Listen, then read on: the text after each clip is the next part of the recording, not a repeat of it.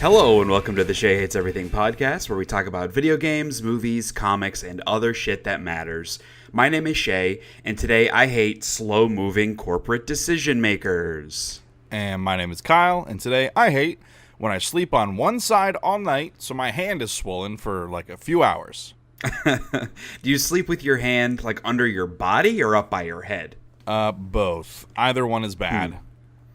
Yeah, I used to sleep on my stomach with like my head tilted to the side because that was the most comfortable thing, because my arms and feet always fall asleep. I have terrible circulation. Yeah. But when I started having all these back problems and I was going to the chiropractor, he was like, dude, do not sleep on your stomach like that. Turning your neck to the side, that's terrible for your neck and your spine. So I have to either sleep on my back with like a pillow tucked above my shoulders, like around my head, which I can't do because I get sleep apnea and I'm going to die in my sleep from not breathing. Yeah. Or what I do is I have to sleep on a side with a pillow or like a bunch of blankets between my legs to help open my spine up. And it's not nearly as comfortable as sleeping on my stomach, that's for sure. Yeah, honestly, sleeping on my stomach scares me more because my breathing would stop when I would sleep on my stomach. Interesting. Yeah, like I would, or no, it wasn't that my breathing would stop. I would like choke on my own spit or something. Ugh, like I would gross. wake up. Like you would drool? Well, no, I've woken up several times, like not able to breathe, choking on like my own spit, like sleeping on my stomach. And so That's I nasty. won't sleep on my stomach anymore, obviously. And I can't sleep on my back because my throat closes up. Right. Yeah. So I have to constantly rotate side to side throughout the night, and usually I don't even like remember that I do it. But apparently, 2 nights ago, I just didn't move the whole night, and so I woke up and like nothing, all floppy going on my right side, and then my hand was all swollen, which was really bad because we're doing. This past week we did a huge theater cleanup.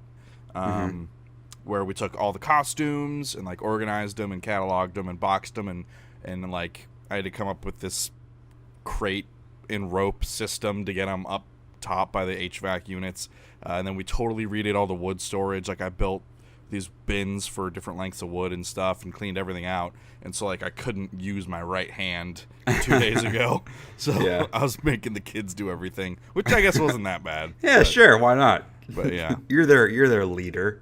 Yeah, sure. They're intrepid. Do you sleep leader. with your engagement ring on? No.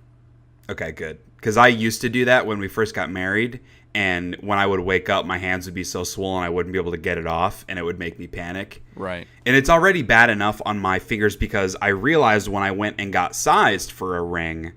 I don't remember if you and Mom were there with me or that was just when we got Kelly's ring. But when we went to get mine and they were sizing me, they pointed out, which I can never now unlearn, that I don't have knuckles. Right, yeah, I don't like either. How your normal finger is thinner on like the meat, and then it gets bigger at the knuckle, thinner, bigger at the knuckle, and then the tip of your finger. That's not how my fingers work. Our fingers are conical.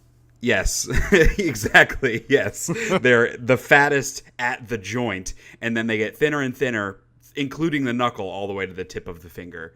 And now I feel very self-conscious about my no knuckle hands. Knuckle hands. Like, because normally people get their finger or their ring stuck at the knuckle, but for me, it's at the meat of my finger. And so if my hands are swollen like that, I can't move it. Like, it's not that I can like not get it over my knuckle. It's I can't move it at all. Right. And that just makes me panic. Like I'm gonna have to get some kind of like scissors and whatever. Or it wouldn't be scissors, but I'm thinking of like the fireman scissors they use to cut people out of grates, like the jaws of life. That's what I'm thinking of to cut my ring off. Just take your finger off. You could do that with a regular pair of scissors. Sure. That'll take some sawing. Yeah. A lot of effort to cut your finger off that way.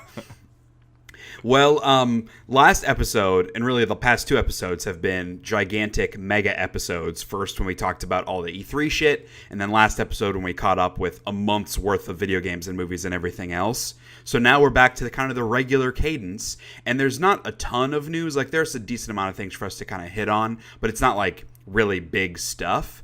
So I am planning on this being a little bit more of a normal episode, maybe more like 2 hours.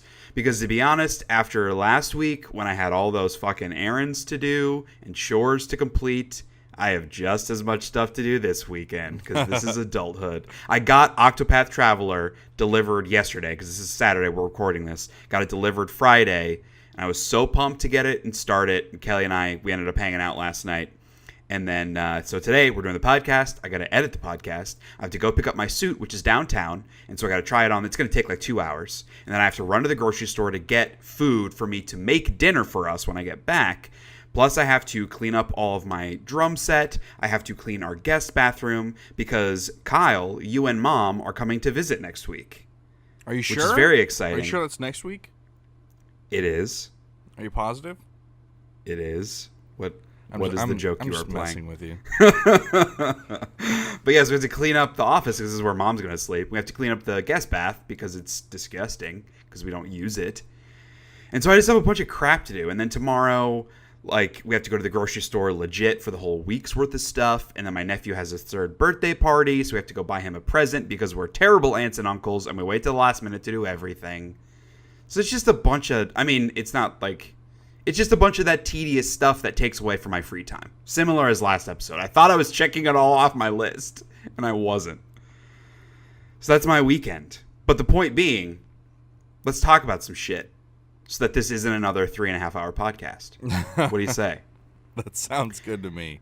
So how about, well, I guess I should say, I was going to ask kind of what else you've been playing, but kind of our new cadence now is we start talking about Destiny 2. Yeah, okay. So we might as well talk about Destiny 2.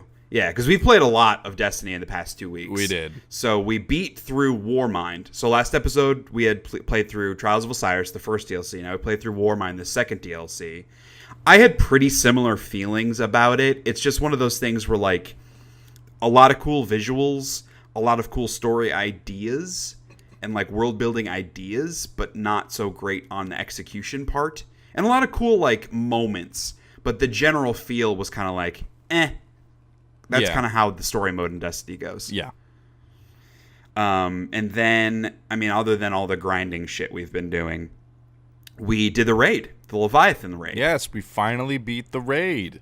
Yeah. So we played with Cody, your buddy Cody, and 2 other guys from, well, I should say, we started with one other guy that Cody knows. And so there was 4 of us that knew each other. And so we needed to go through the LFG to find randos that have done the raid before that could play with us. We got one guy, Max, who he had very good raid gear. Yeah, he had all of the raid gear. Yes, all of the, like, super leveled up, masterwork, like the best version of the raid gear you can get.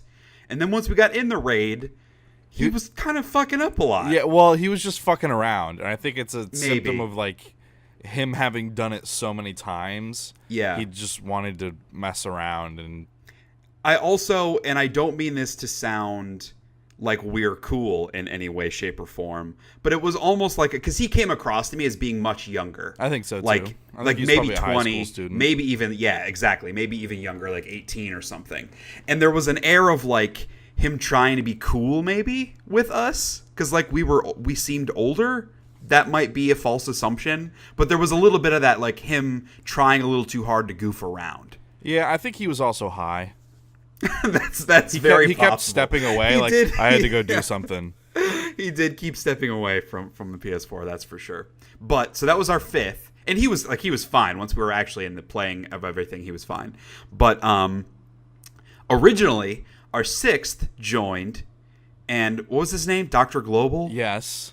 So R.I.P. he was, yes, R.I.P. Dr. Global. So he was a non-native English speaker.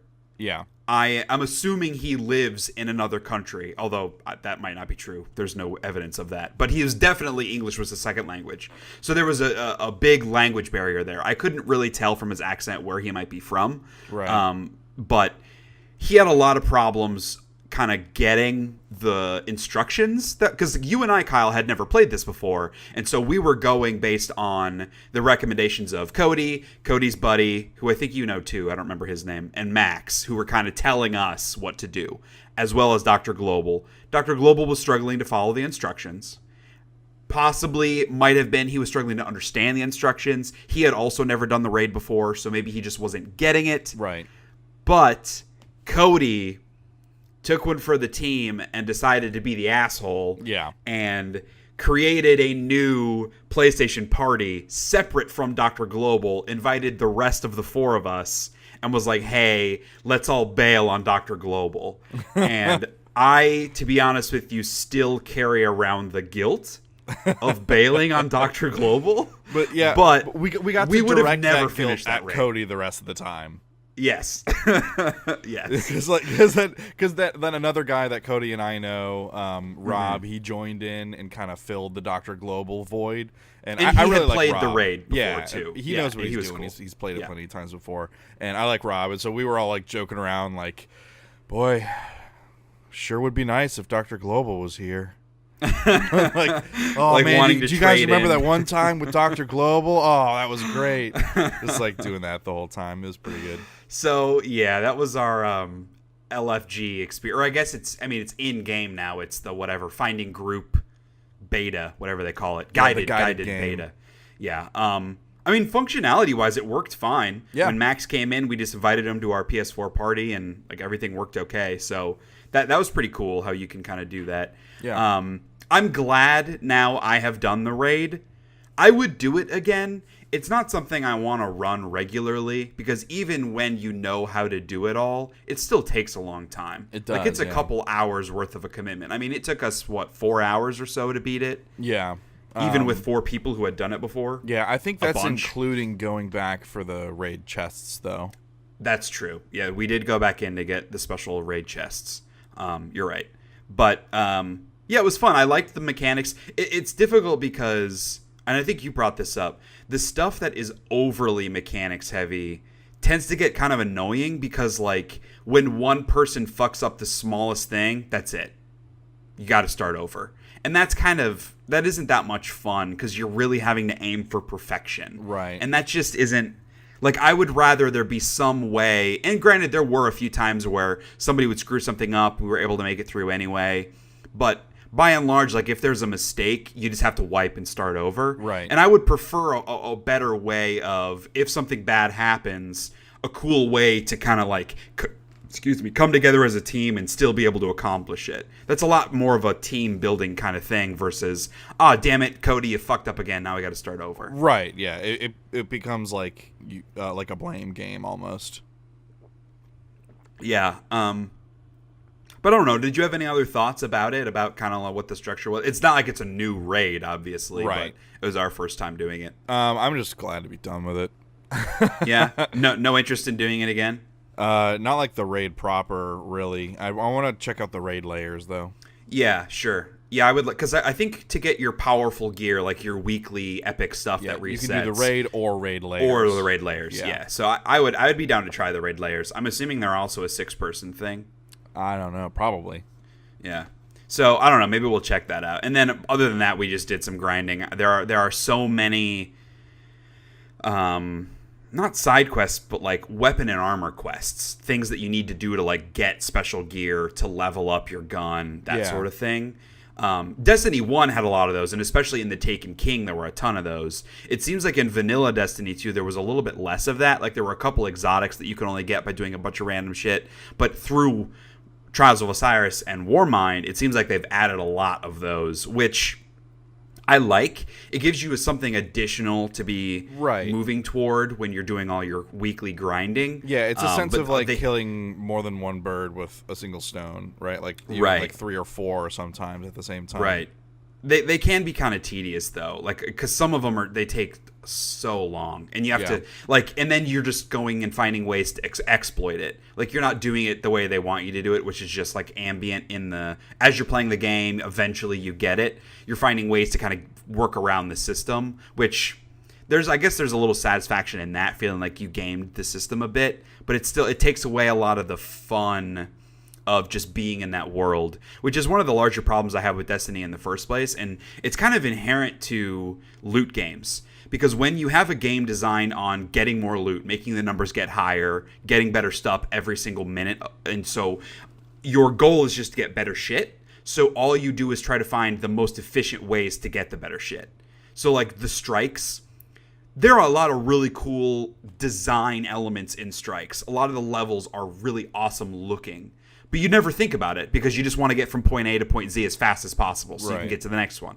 Like, I know there's that one strike that was in Launch Destiny 2 that takes place on Titan, and it is the, like, underground, it's almost like a shopping mall, like a futuristic shopping mall area. Right. That is, to me, the coolest area in all of Destiny or Destiny 2. I love the look of that zone, but who gives a shit? Because you're only there to kill the guys and get out and move to the next one. And that just bums me out a little bit. Like, I would love a better excuse to explore it a bit and really build on kind of the world of Destiny. Because while the story may be very lacking, the world is awesome. And that's something Bungie was very good at in Halo as well. You know, obviously I know you enjoyed the story, but for me, like, I didn't care about the story with the, whatever, Forerunners. What was it? Yeah, Is that Forerunners. what they were called? I didn't care about all that kind of crap. But the world of Halo was really, really awesome. And I liked having a better reason to kind of be there because it's a single player game. There's more focus on story. It's easier to kind of get wrapped up in the world. With Destiny, it's all about fucking grinding your shit out, and so you don't care. Right. So there you go. More Destiny 2. I'm sure we'll have some more stuff to talk about, but really, honestly, from here on out before Forsaken, it's just going to be grinding. And getting better shit. For sure. And honestly, there's kind of no point in doing that. I know they have mentioned that you can bring your stuff over to Destiny 2, but like the whole let's max our power level out and do all that kind of crap, there's not really much point in that because Forsaken is going to completely undo a lot of it. So I don't know, man. I know we'll probably play once a week together to do some of the powerful gear stuff, some of the grinding stuff, but I don't know that I'll play outside of when you and I play. Right, yeah. Like, I definitely by don't myself. play by myself. Yeah. So we'll see. That's Destiny 2. But what else have you been playing? So I got Bulletstorm Full Clip Edition on sale on Steam. Yeah. That game is still really fun. Like it has a good energy about it. It has fun weapons that have great like alt fires. The whole like trying to get the skill shots and stuff, like all the different ways you can kill enemies, giving you points to then upgrade your stuff. That's fun, and it still works. The writing is still awful, and the graphics aren't that bad, but I don't really know. It just parts of it look really good. Like the skyboxes look really good, and the distance, like the render distance, is good, but like up close, a lot of the stuff still doesn't look super great, which it's kind of a dated game at this point, so that's to be expected. Not enough remaster in it. Correct. Yes. Yeah, it's still that game. I think I might be approaching like halfway through it or something.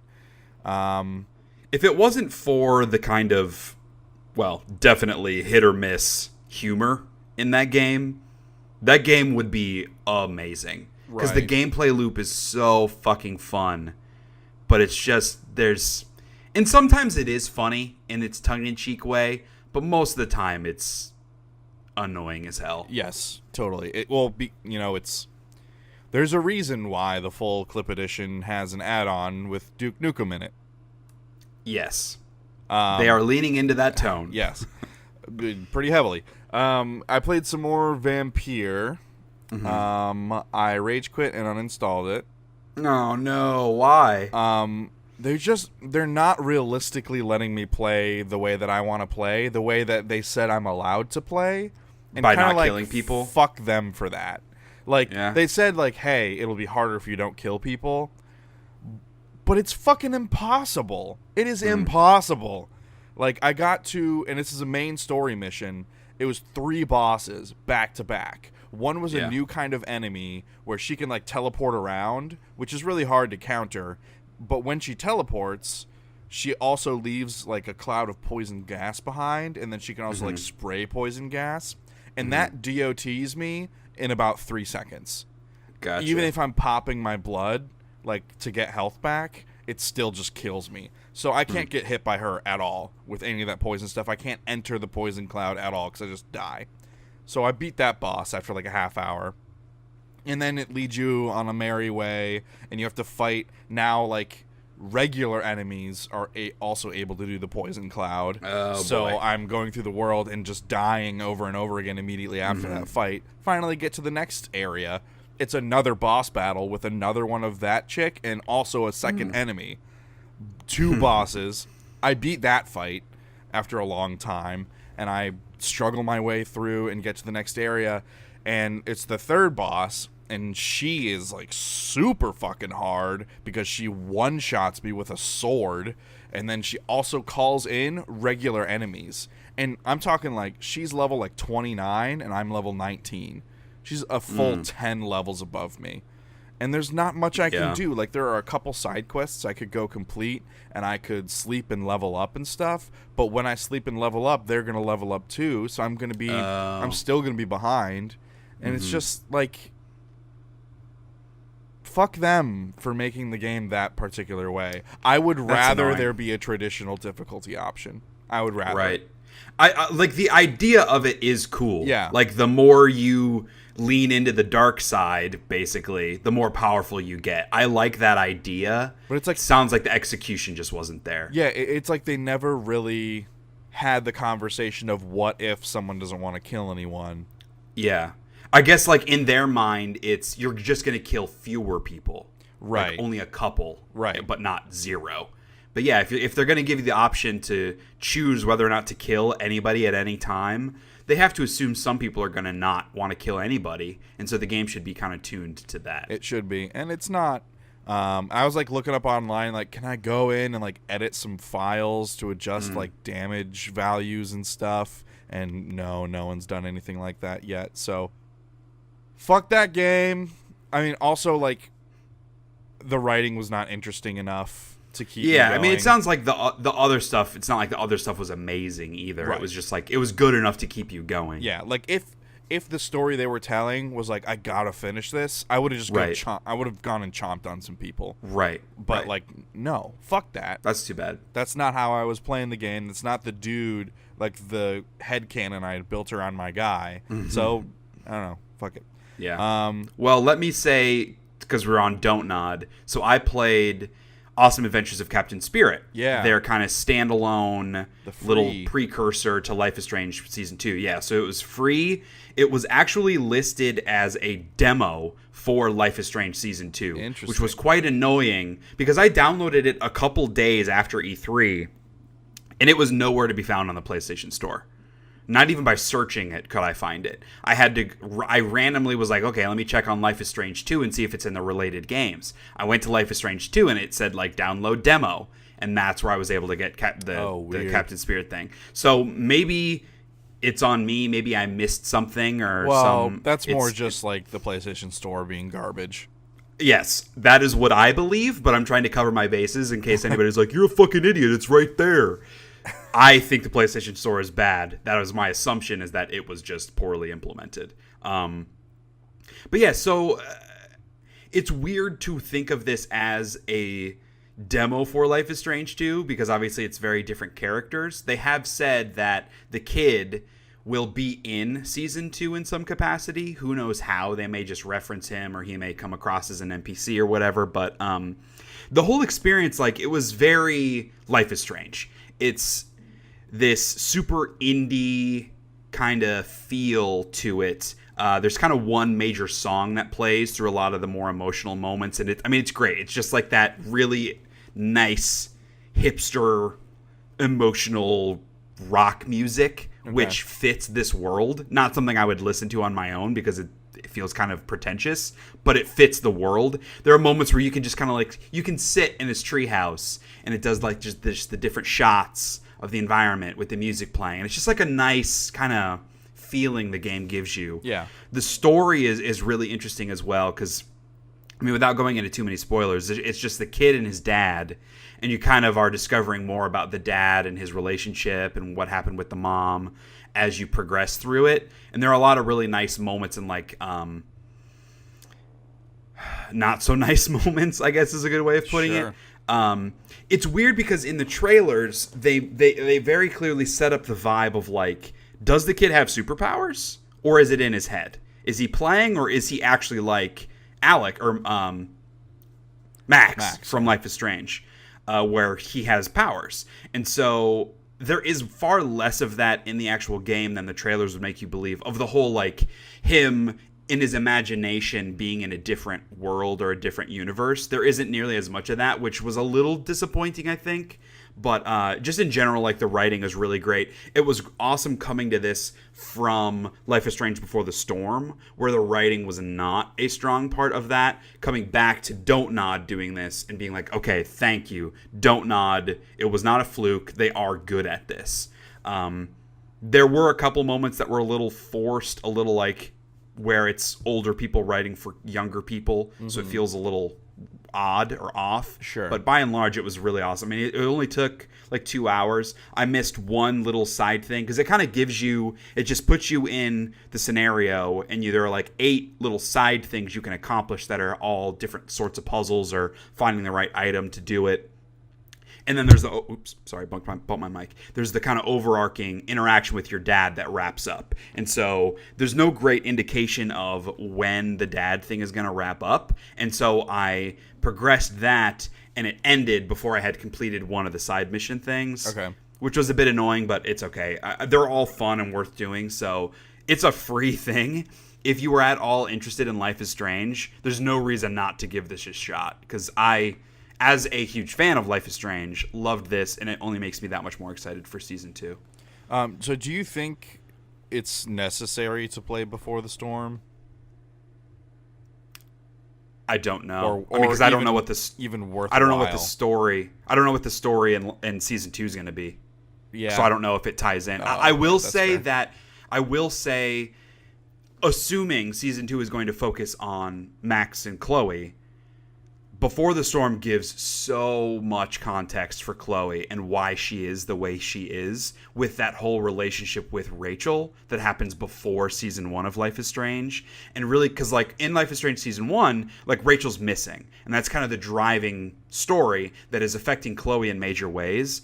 With Before the Storm, you really get a better picture for why it is so impactful for her. And I know I talked all about Life Before the Storm on the podcast, so I've already spoiled like a little bit about how they have like a gay relationship, and they're kind of discovering that sexuality for both of them, and all of that despite the writing not being awesome, despite a lot of the gameplay elements like the dissing mini games being painfully bad.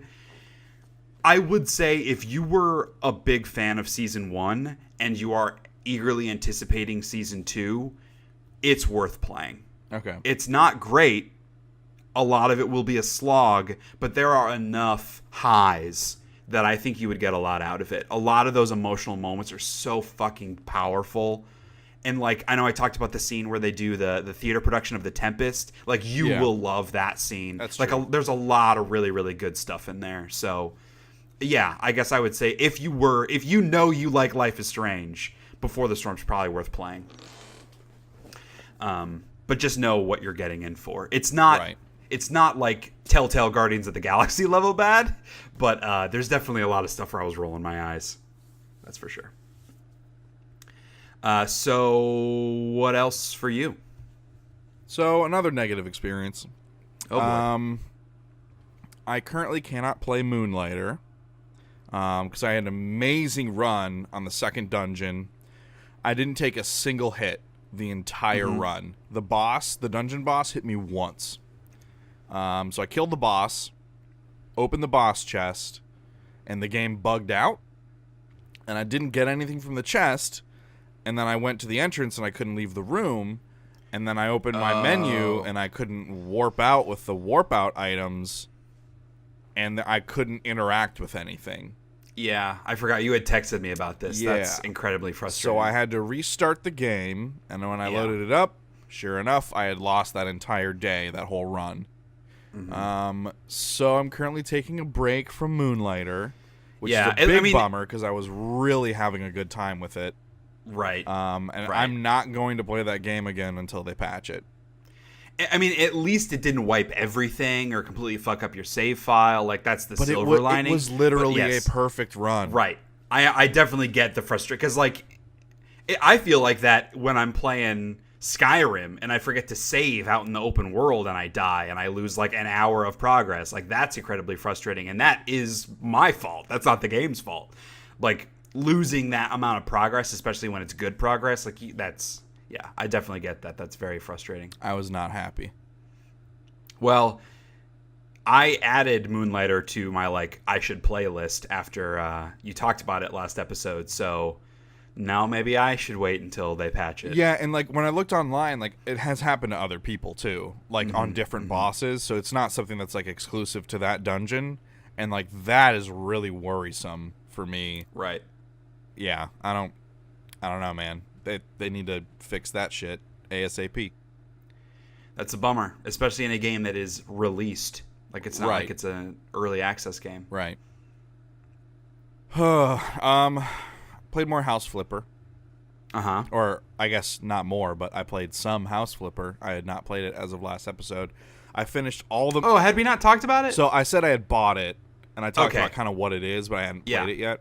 So, I Okay. played it, and I finished all of the missions that, like, people send you, say, hey, go clean this, please, or, like, you know, knock out the wall in my house, or make it 2 rooms, or, you know, vacuum up all the cockroaches, or whatever it is.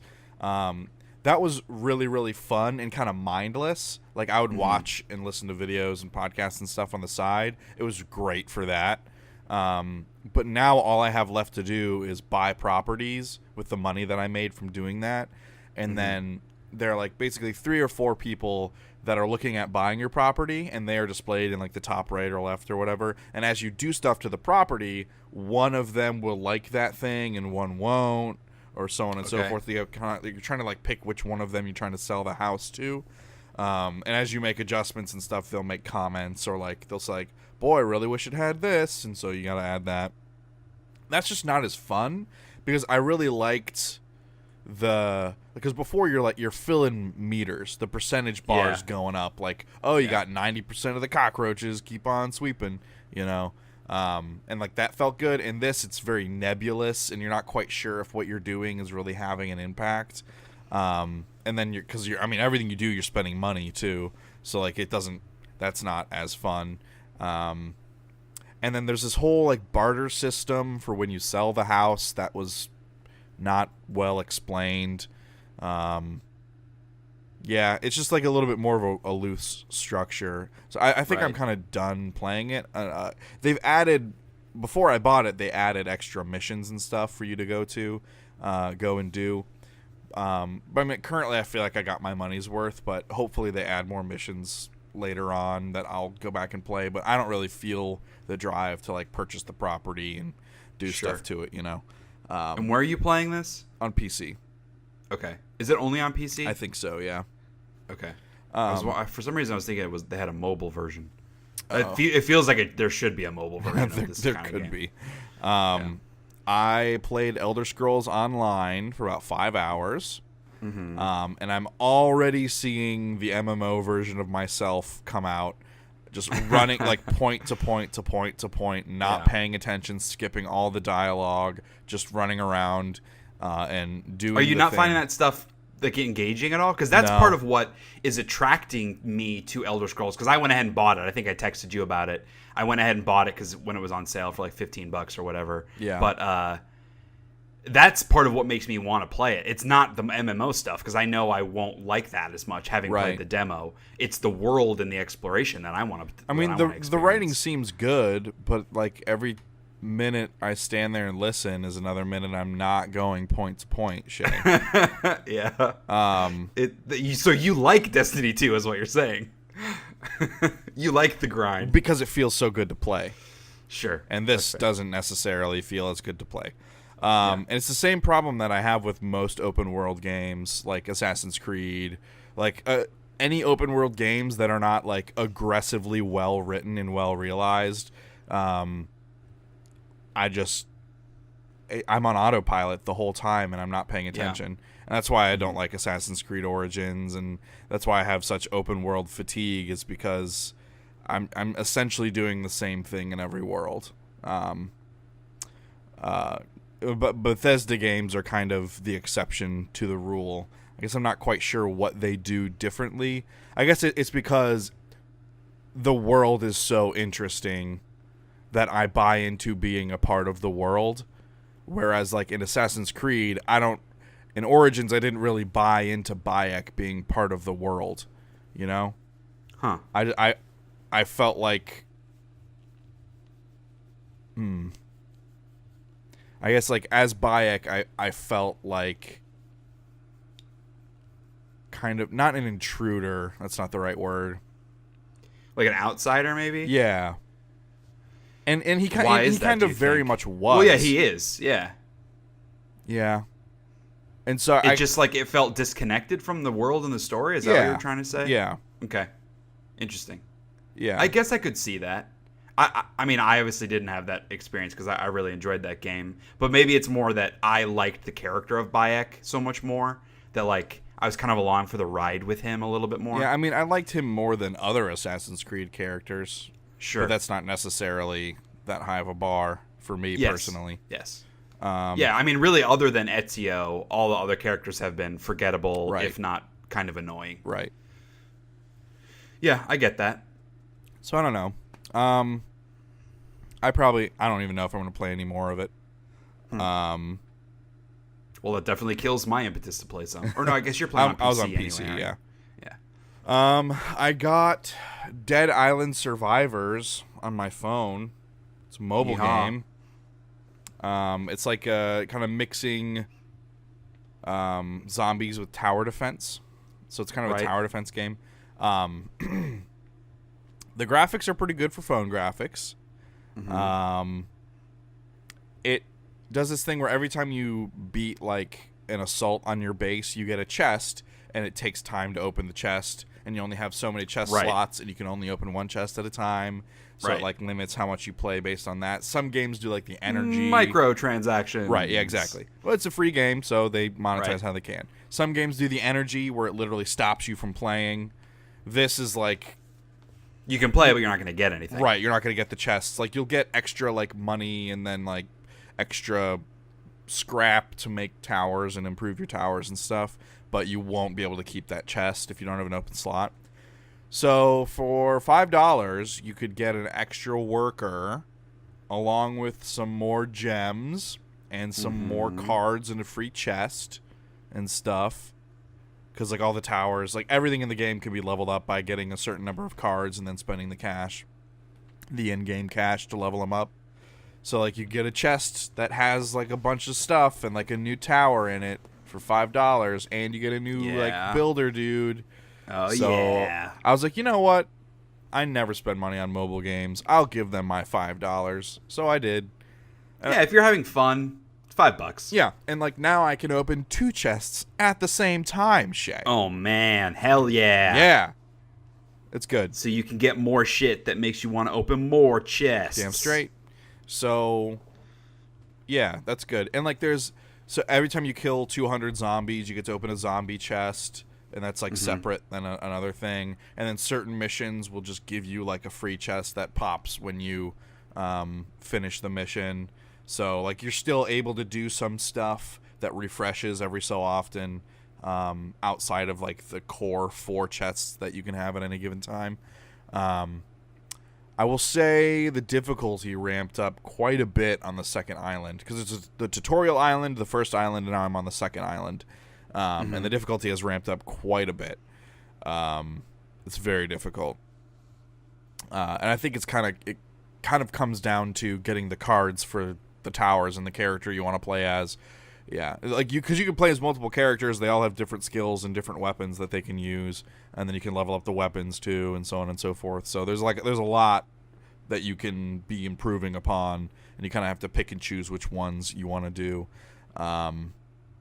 Yeah, it's interesting. It's okay for a mobile game. It's all right because I mean, like good nothing enough to is spend $5. Yeah, nothing is more satisfying than having like 4 lanes come together into one lane, and then you can just put all your towers on that one lane. It's like you put up walls to funnel them all through one channel, and then you can just fucking pound them with stuff. That's really satisfying.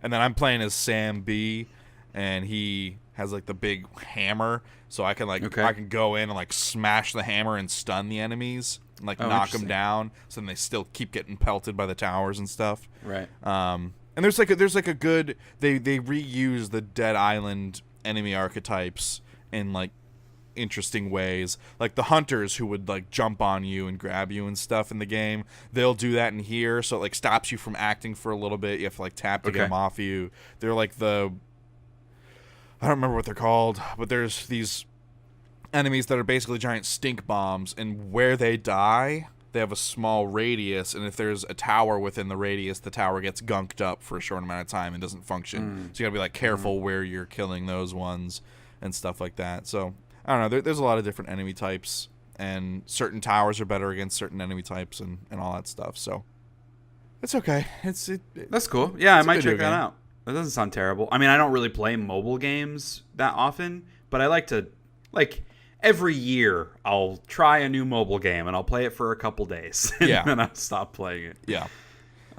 So before you jump to your last one, because I want to hear about it, just to wrap up my stuff. So I'm still playing a little bit of Heart Gold. I haven't played a ton, but I swapped out my Hypno for Gligar, who's the flying/ground guy. Yeah. He's not amazing. He looks I cool, gave him though. Yeah, he does look cool. I gave him some TM moves. So I gave him Sludge Bomb, which is like one of the better poison moves, but I hate it because poison's like useless. It just is a shitty move type. Yeah.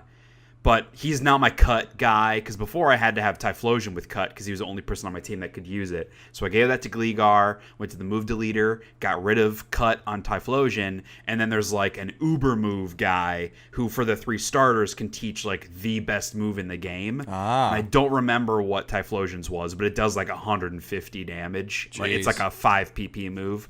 So I'm excited to burn some bitches with that. But yeah, I considered Swinub as the replacement character. He's an ice ground type. He's like the big, he evolves into a big mammoth guy. Yeah. But again, the ice moves are just very weak. So I don't know. Maybe I'll swap him out eventually just because Gligar's not doing a ton for me. But I guess he does evolve in Heart Gold.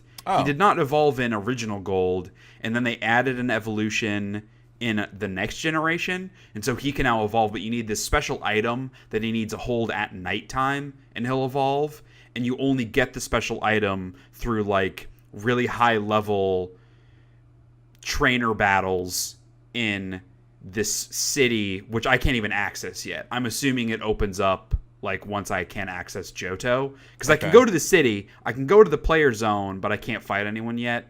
So I don't know. I'm gonna have to play around and do a little more research because maybe that's like after the Elite Four. Yeah, it might be. So yeah, more to come on Pokemon Heart Gold. Yeah, I need to get back to Omega Ruby. I did add the speed thing.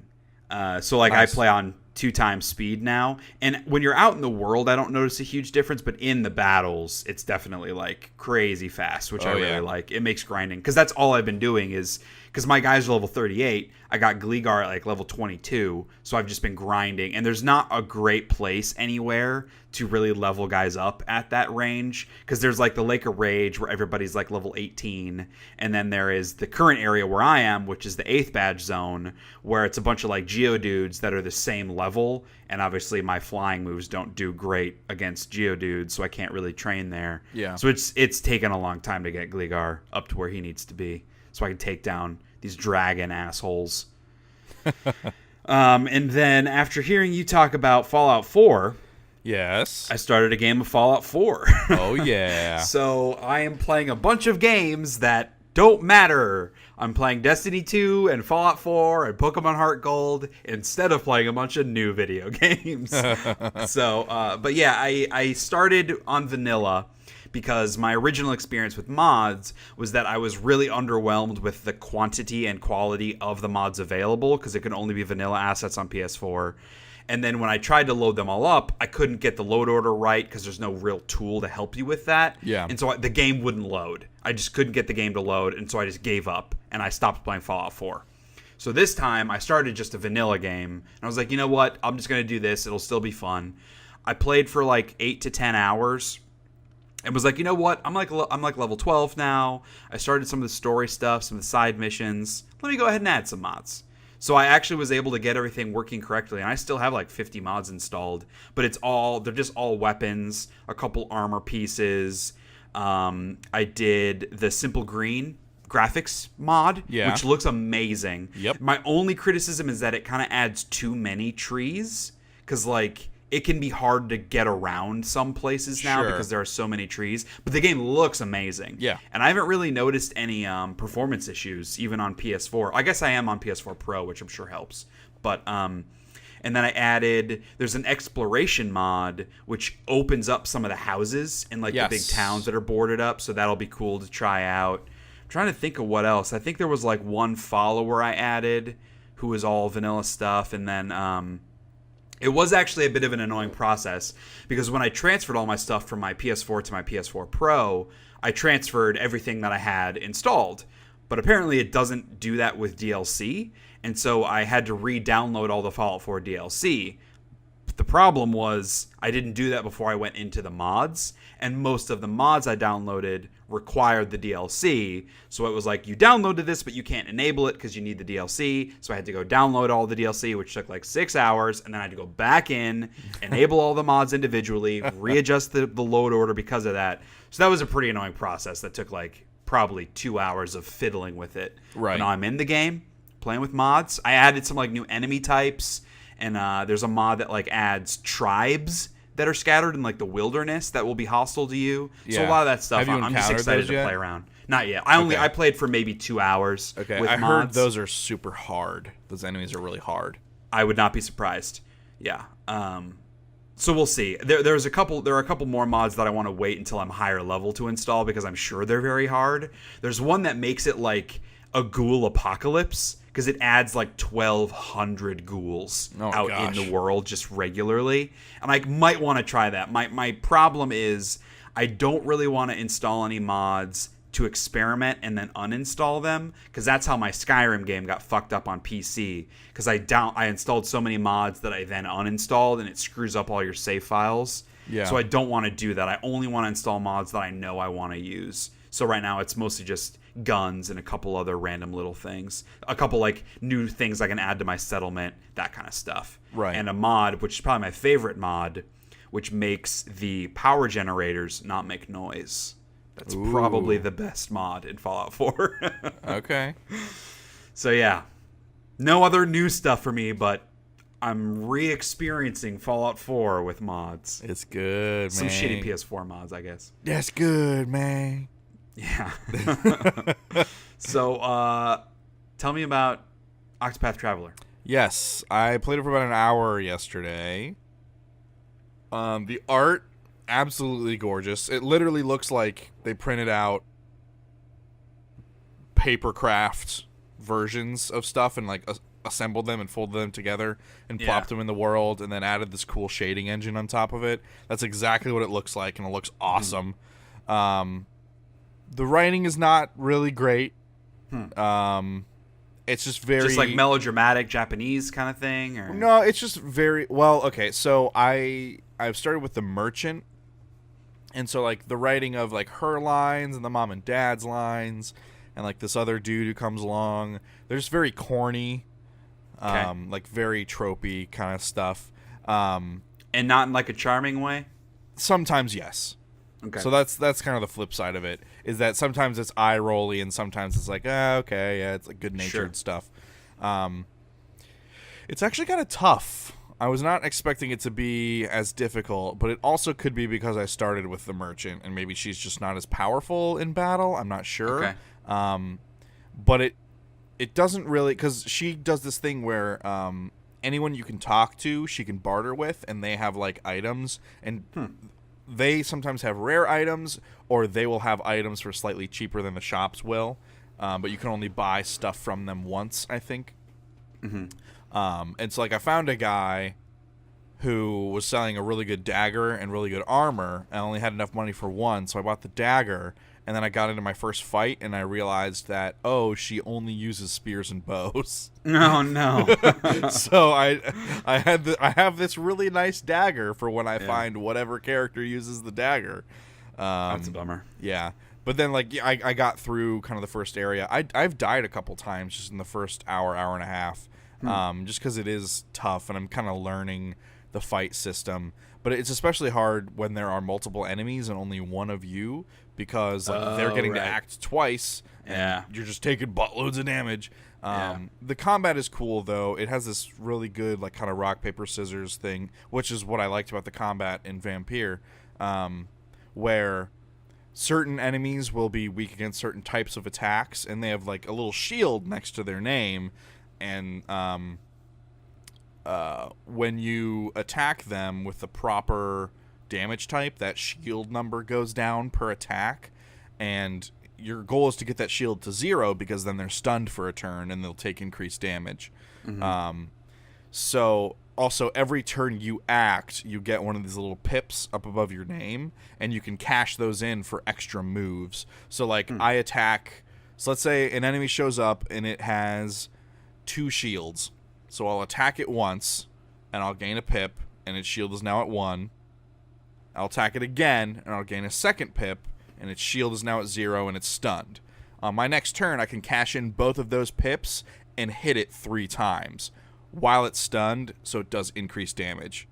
So, like, you can kind of save up these pips, or, like, if you have 2 pips, so you can act a total of 3 times, and the enemy has 3 shields, you might want to have, let's say, one of your characters cashes in all 3 of their moves to stun the enemy, and then so that the next character can, like, do massive damage to it while it's stunned, you know? Okay. So that's more or less the ins and outs of the combat. It has, like, you know, each character has their SP, like their skills and stuff. They earn job points from each battle that they can use to get new skills and stuff like that. Yeah, it's interesting. It's interesting. I like it. Like, the menus are really crisp and clean. I wouldn't say the design is great, but they're very... they're crisper than utilitarian, I think, but they serve their purpose. Yeah, the game just looks really, really good. It looks really good. I'm excited to check it out. Yeah. With the characters that you choose in the beginning, does it kind of tell you about them? Yeah, like their abilities and stuff beforehand? Yeah, so it gives you, like, a rough breakdown of, like, who they are. Right. And then you know where they are when they start, because you're kind of going around the world map and selecting them, like, chess pieces almost, like where they are. So you know where they start, you know a little bit about them, and then you know kind of what their special ability is. It doesn't really explain what the ability does, but it says what it is. So like with the merchant, there was like purchase was her ability, and so it turns out like that's the thing that lets me buy from all the NPCs in the world. Yeah, because I'm trying to figure out if I need to do some research before I start the game, so I know what character I want to play before going in. Because I don't know what character to play right now. Well, so here's the thing is, you can go around and then pick up the rest of the characters, and you can start their stories whenever you pick them up. Oh, okay. Yeah. So you don't have to So do, you're just you don't have to picking do who you 8 start playthroughs with. of the game. Interesting. Okay. Yeah. You just pick who you start with, and then you have a choice to like watch and play through their little intro bit. When you go to pick them up, you can go to a tavern, and then you can play their introduction. From there, once they're in your party. So, that's neat. Yeah. Which is good. I was kind of worried I was gonna have to do. Well, I was 8 different games. Or I was worried and a little excited. Sure. Because I was like, there's like a lot to this game, but it's it's whatever. The thing I am concerned about though is it doesn't seem like there's going to be a larger connecting narrative. It's just 8 disparate stories to go through. So you don't wait. So I'm confused then. So do you recruit them to your party and they accompany you on your personal story? Yes and no. Huh. That I don't know for sure yet. Okay. From hearing people talk about it, it seems like you can go around in whatever order and pick up the different party members, and you can choose kind of whose story you want to be progressing at any given time. Yeah. Okay. So. Yeah, I'm really excited to check it out. Hopefully I can carve some time out this weekend because I really want to start it. It just, oh man, the look of the game and kind of the old school feel. It's going to be weird for me because typically with JRPGs, I always play with the strategy guide. That's just, I've always liked doing that. Right. And I'm not going to do that with Octopath Traveler. And so hopefully I don't feel dumb and overwhelmed with what I'm supposed to do next. All right, well, moving into movies and TV shows and stuff. So Kelly and I went and saw Ant-Man and the Wasp, the new Marvel joint. Okay. Before going into the actual reaction of the movie, I have a story to tell. So last episode, we talked about you going to see The Incredibles 2 and there being very annoying people in the audience. Yes. In that same episode, I referenced my experience seeing Doctor Strange and there being some annoying people. And way back in episode 2, I went and checked this. When I went and saw Wonder Woman, I told the story of there being this really annoying guy sitting next to me that would like do these like little annoying claps all the fucking time. He was farting and burping constantly. He would audibly react to the things that were happening during the movie. Like he'd be like, yeah, like in the middle of fight scenes and like obnoxiously laughing at things where no one else was laughing.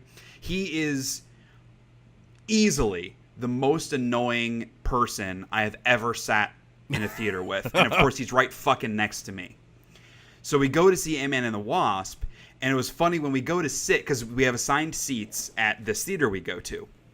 We go to sit, and not next to me, but the seat next to that, there was a dude that looked like this guy, and it gave me like Vietnam flashbacks of like that Wonder Woman experience. And so we were sitting there, Kelly and me, and there's this empty seat, and there's the guy next to me, and I was like, if this other guy starts saying something, I'm gonna lose it. Even if it's just a random whatever, he isn't the same guy, but I'm still gonna lose it. And like, so I was kind of anxious. So the trailers start playing, and it's like the last trailer before the movie would start. And then someone comes and finally, like showing up late, sits down in the chair next to me. And so I think the trailer, like the last trailer, was for the new Peter Jackson movie, the Mortal Instruments or whatever it's called, yeah. Which I think looks kind of terrible. Yeah. But so it was very like junior, it was an interesting thing as a side note about this movie. Most Marvel movies, you see trailers for like big action movies, like the Skyscraper Dwayne The Rock Johnson movie, or Fallout, the new Mission Impossible Fallout movie. But for this one, it was all young adult movies, like all like geared towards like all those kind of movies that are adapted from book series, like young adult book series. So that was just really interesting to me that like clearly they think Ant-Man is a younger skewing Marvel movie. Right. I just thought that was interesting. So we saw the trailer for Mortal Instruments, I think is what the Peter Jackson movie is called. And after the trailer, I hear, oh no! And I look over next to me. It's the same fucking guy that sat next to me at Wonder Woman. The same fucking guy is now sitting next to me during Ant-Man and the Wasp. Oh my fucking God. Of all No the theaters way. in Atlanta, of all the days, of all the movies, of all the showtimes, of all the fucking seats in this theater, the same fucking guy is sitting next to me. And then there's a guy next to him that looks like him? Yes. Yes. Wow. As soon as the clapping started, I turned and looked, and I saw him, and I turn and look over at Kelly, and she's staring at me with this, like, holy shit face. Like, granted, I haven't led that exciting of a life, but that might be, it's easily one of the most insane things that has ever happened to me. That the same fucking guy. I could not believe it. Like, and honestly, when it obviously I was annoyed throughout the whole fucking movie. I made a couple little gestures to him. I didn't yell at him or anything. He wasn't as bad during this, maybe just because I was used to his bullshit at this point.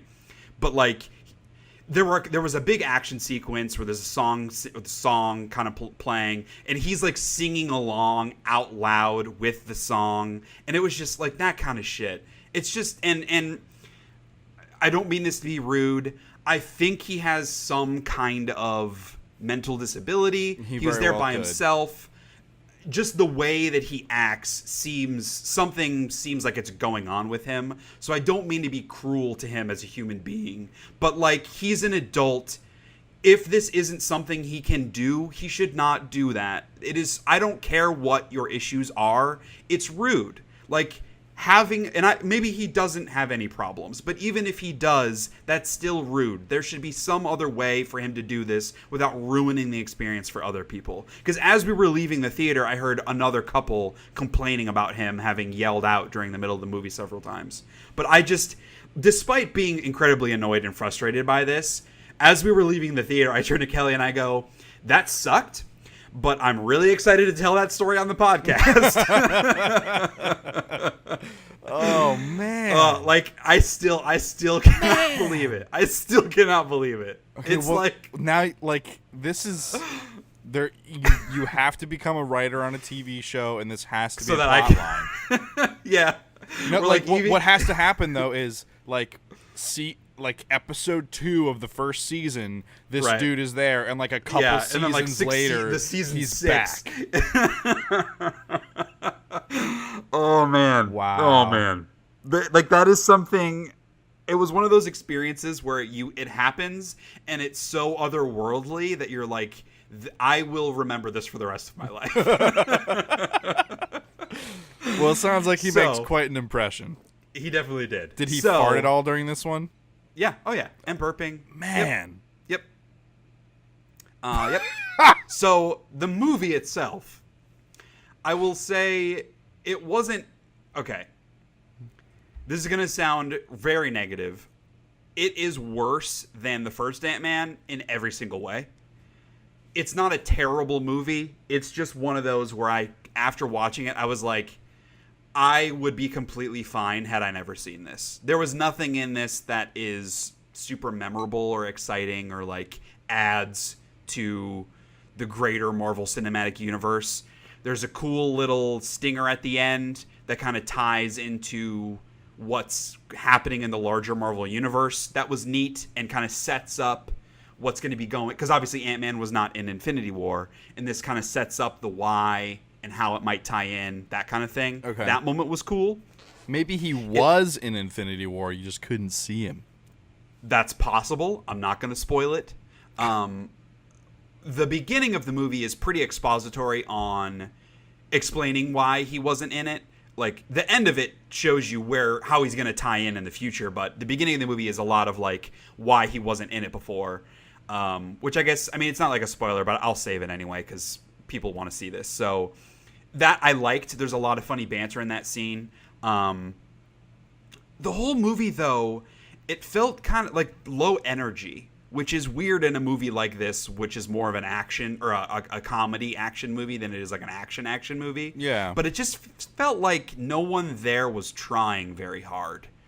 Paul Rudd seemed like he didn't give a shit. Evangeline Lilly seemed like she didn't care to be there. Michael Douglas was he didn't care to be there. There was something about it that just it didn't seem like they were having fun making it. And so I'm not really having fun watching it. Right.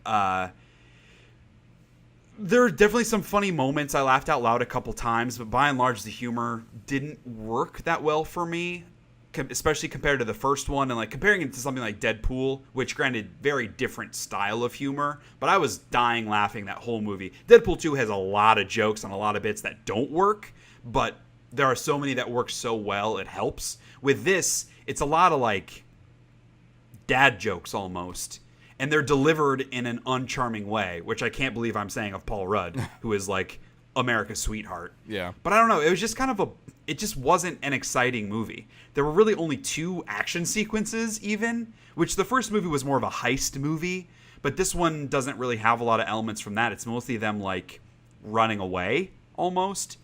And it just, I don't know, it just wasn't that exciting of a movie. It kind of bummed me out a little bit. I am putting together a review. It should be up by the time you're listening to this. So check it out if you want to hear kind of more in-depth thoughts, a little more spoilers on Ant-Man and the Wasp. But it's one of those where if you see every Marvel movie, nothing I say is going to stop you from seeing it. But if you're like you, Kyle, where you only see a couple of them, there's no reason for you to see this. Right. It's not that good. It's definitely bottom half Marvel movies for me. So a bummer. I didn't have super high expectations for it, but I figured it'd be fun, and it just wasn't even that fun. So more memorable was the guy that sat next to me. That's for sure. Holy cow, man. And then I think it was on July 4th, Happy belated July 4th to everybody, by the way. Kelly and I were bored one night, and we wanted to find a movie to watch. And so we went through all of the Netflix stuff, Amazon Prime, Hulu. We just couldn't find any new movies that we wanted to see. And so we stumbled upon The Ghost in the Darkness, which is an old 90s movie starring Val Kilmer and Michael Douglas, ironically, that takes place in Africa, and it's about these two man-eating lions. And it's in, like, I think it's the 19th century, like mid-19th century, and they're trying to build a railroad, and there's these two lions that are killing all these people. It's based on a true story. The actual bodies of the lions can be seen in some museum, I think in Chicago. They have them there. Mom would know. Yeah. But I loved this movie growing up. Yeah. It's more of a kind of a thriller? Suspense thriller than it is like a horror movie. Yeah. But it scared the fuck out of me as a kid. It is terrifying. And so Kelly had never seen it, and I've brought it up to her a bunch of times about how I always wanted her to watch it. So we're like, okay, we'll sit down and watch it. It holds up. That movie's amazing. Fucking great movie. Yeah, I want to say I watched it like 6 years ago or something, and I still really liked it. Yeah. So go check it out on Amazon Prime or wherever else you can watch it. It has awesome music, very African style music. It's just like it's one of those where like it's so crazy that this is a true story that like you cannot believe this is true. And I'm sure they embellish a little bit and change some things a little bit from the real life part of it, but it's fucking nuts that most of this at least actually happened. So great movie. Check it out. Yeah. So what about you? So because I care about the people, Shay, I'm all about doing services to the community. Right. I am watching Frontier, which is Jason Momoa, his show where it's a bad show. I'm watching it so that no one else has to, Shay. Didn't you start this a long time ago? Kara and I watched the first episode, and it was so bad we couldn't watch it anymore. And so did I. I watched the pilot. Ripper Street, what is objectively an amazing show. Yeah. So I'm following it up with absolute hot garbage. I'm following it up with my equivalent of burp and fart McClappy Pants. So I'm watching Frontier. Why? And it continues to be bad, just so you know. 3 episodes Why are you watching it? Yep.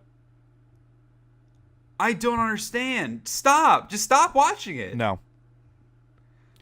There are 2 seasons. There has to be a reason why there is more than 1 season of this show.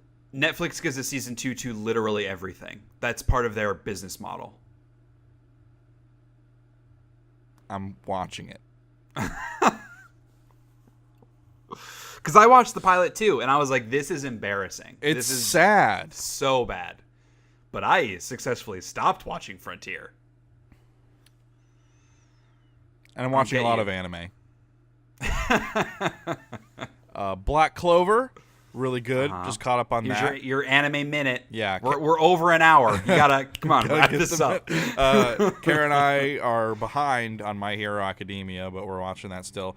I'm behind on Hitori no Shita, The Outcast. Oh, of course. Yeah. That one. Yeah. That old chestnut. It is good. It's cool. It has like a lot of different like martial arts fighting styles in it. It's cool. Oh, right, because it's anime? Yeah. Racist. Everything's fucking martial arts. Racist. Why is that racist? I'm also watching The Silver Guardian. What race, Kyle? What race? Asian? I was going to say Oriental because I know you hate that. Because that is racist. I still disagree. I think if people of Asian descent say term. this is a racist word, then it is. So are you going to argue that the N-word is not a racist word? No. You don't get to determine what is racist or not. I think Oriental is a dated term, but we still use it to describe like styles in like design and architecture and stuff. We still use it that way. That are from the Orient, which is what it used to be. It is no longer called the Orient. It's now a generalization of it. That is what is racist about saying that. If you're saying it's Oriental architecture, that's because it is inspired by actual architecture from the Orient back in like the 18th century. Yeah. It is no longer called that. So is the whole reason Oriental is racist is because it's a generalization? Because it's a non-specific... I'm not Asian. I can't give you the reason why. But all I know is Asian people tend to say that calling them Orientals is racist. And I think a lot of it ties back to World War II, to be honest with you. Well, I also wouldn't call them Orientals. Fair. I'm thinking of an old person saying that. Yeah. And there's definitely, I think there's a tone implied with it being racist. Like, Orientals, like that. Like, that's gross. Yes. But I think that could be said of anything like Chinese. If you say anything like feta cheese, like it's gonna be offensive if you say anything like that. Yeah. Anyways, I'm also watching The Silver Guardian. I just got caught up on that. That show only has like half-length episodes, like 13-minute episodes, which is weird. I have not watched one that's like that. What's the conceit for The Silver Guardian? There's a dude who has, I'm not going to spoil it, but who has a relationship with this guy who started this game company, and this guy has an attractive daughter that the dude is all into, and the dude who starts the game company, something happens to him, and this new game launches, and like it's like a phone game that like sucks your brain into it, sort of like a, like you are like really in it, and you can like feel and taste and smell stuff. All right. But it's a mobile game, like the best mobile game ever made. And so he's fucking this dude's daughter in this game. No, so she gets kidnapped because there's something special about this dude, and the kidnappers know that, and they want to use him for something. So he's in the game trying to do stuff, trying to get her back, who I believe she just kind of exists solely in the game now. I don't know. Maybe her body is not in the game. I'm a little confused. Maybe if the episodes were full length, I would know more about it. The feeling is mutual. Kara just handed me a note. Did you talk about that weird anime we watched on Netflix? Which weird one? Getting production notes from off screen. The serial killer one? Yes. Okay, yeah. So there's a Netflix original anime called like B the Beginning or something, and it was like about a serial killer. A is the beginning. No, not in this one. It's Shea. This is Oriental, so they start with B. Oh my god! All right. So yeah, we thought it was going to be like this really interesting kind of dark thing about like serial killers, and then all of a sudden this dude has superpowers, and then it's all like they just animate the shit out of it. So we were like, I don't know we can't follow this, so we stopped watching it. I don't know, maybe it's good. We just fell off of it, but that's what I've been watching. Oh, and then movies. I watched Sicario. Right. Okay, the second one. The first one. The first one. Okay, great. I'd never seen the first one. I really liked it. I liked that it had like minimal background soundtrack music. I really like that. The ending frustrates me. Anytime anyone capitulates to someone with a gun in their face, it frustrates me. Because I'm so stubborn, I would rather just get fucking shot in the face. And she capitulates. That's the last thing in the entire movie. She capitulates, and then she does a thing, or she doesn't do a thing. And that really frustrated me because I would have totally fucking done the thing. Yeah, but I think the argument, because I agree with you that it's kind of like a bummer of an ending, but I think the argument is like that's the point. I know. Yeah, I know. Is that it doesn't all work out the way you want it to? She had guys don't always win. She had like one friend, presumably no family, and like she now hates her existence in her job. Why would she not just say no and let him shoot her? Because some people still think that living is worthwhile, Kyle. But that's bullshit. Unlike you, who is okay dying at 43. That's bullshit, and you know it. It's not. So she should have taken the bullet. Oh, boy. She should have called his bluff. Is what she should have done. But it's a good movie, right? Yeah, it was pretty good. Yeah. I'm excited to see the second one. I liked like they did some really cool camera work and like all the like the way all the action was shot. It was really cool. I liked it. Did you ever go and see Wind River? No. You should. It's by the same writer, who also, he directed Wind River. He did not direct Sicario, but Taylor Sheridan, who, you watched Sons of Anarchy, right? Yeah. Some of I it. think we've talked about this, but he is the super buff deputy.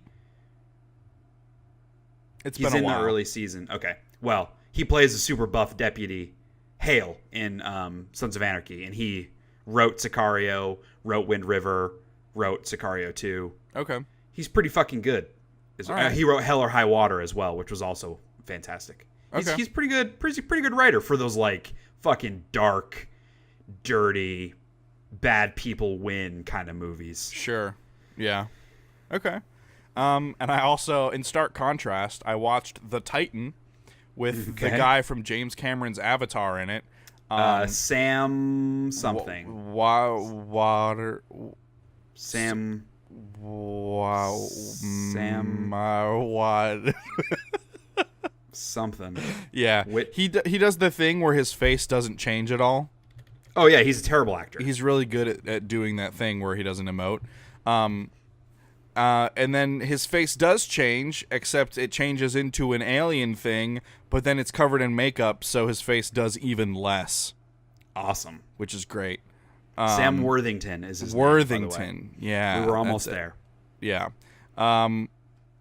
It's a bad movie. I shouldn't have watched it, but I did. And this is a Netflix original film, correct? I don't remember. It was on Netflix, though, right? It was on Netflix, yeah. Yeah, I'm pretty sure it's a Netflix film, because I've seen the trailer for it on there. It was very bad. It looked bad. Don't watch it. Yet again, I'm doing the community a service. Good for you. Yeah. Do you want to watch Mute and tell me how that ends? No. That movie was fucking hot trash. That movie was so bad. fucking bad.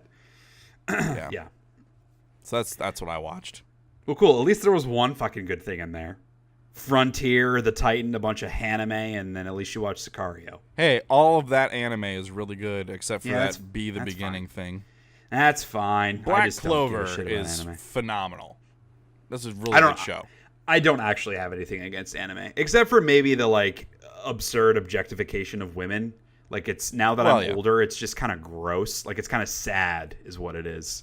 It's kind of sad. Yeah, but like the main character, there's a chick who likes him, and so his name is. Is she hot?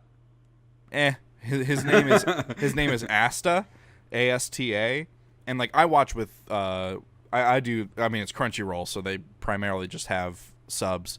So I watch with subs and subtitles for those that aren't plugged into anime. Right, not in the know. So they every time she says his name, like she calls him Stupid Sta instead of Asta. Okay, and clever. And I was like, that's really dumb. But then I listened to her saying it, and she's actually saying Bakasta, which Baka is idiot or stupid. So and in Japanese, Asta, they do it's sound Bakasta. the same. Okay. So it's more clever in Japanese than it is in the subtitles. And so I was like, that's a really dumb thing. Like, that's a bad insult. And then I, like, heard it. I was like, oh, that makes way more sense. Right. Yeah. Right. It's one of those things that doesn't translate as well. Well, I've been watching a bunch of the same TV stuff. So I'm now on season 8 of Seinfeld. And I'm very much looking forward to the Summer of George episode because that's one of my favorite episodes.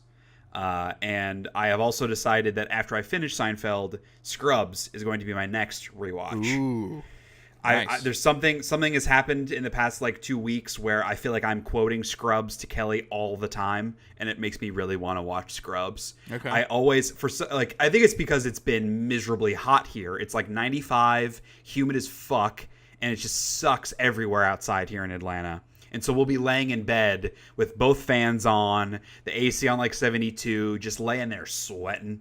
And I always turn over to Kelly and go, "It's too hot," which is the thing that I don't even remember the context, but it's a Turk quote. And I always picture him in my mind doing that.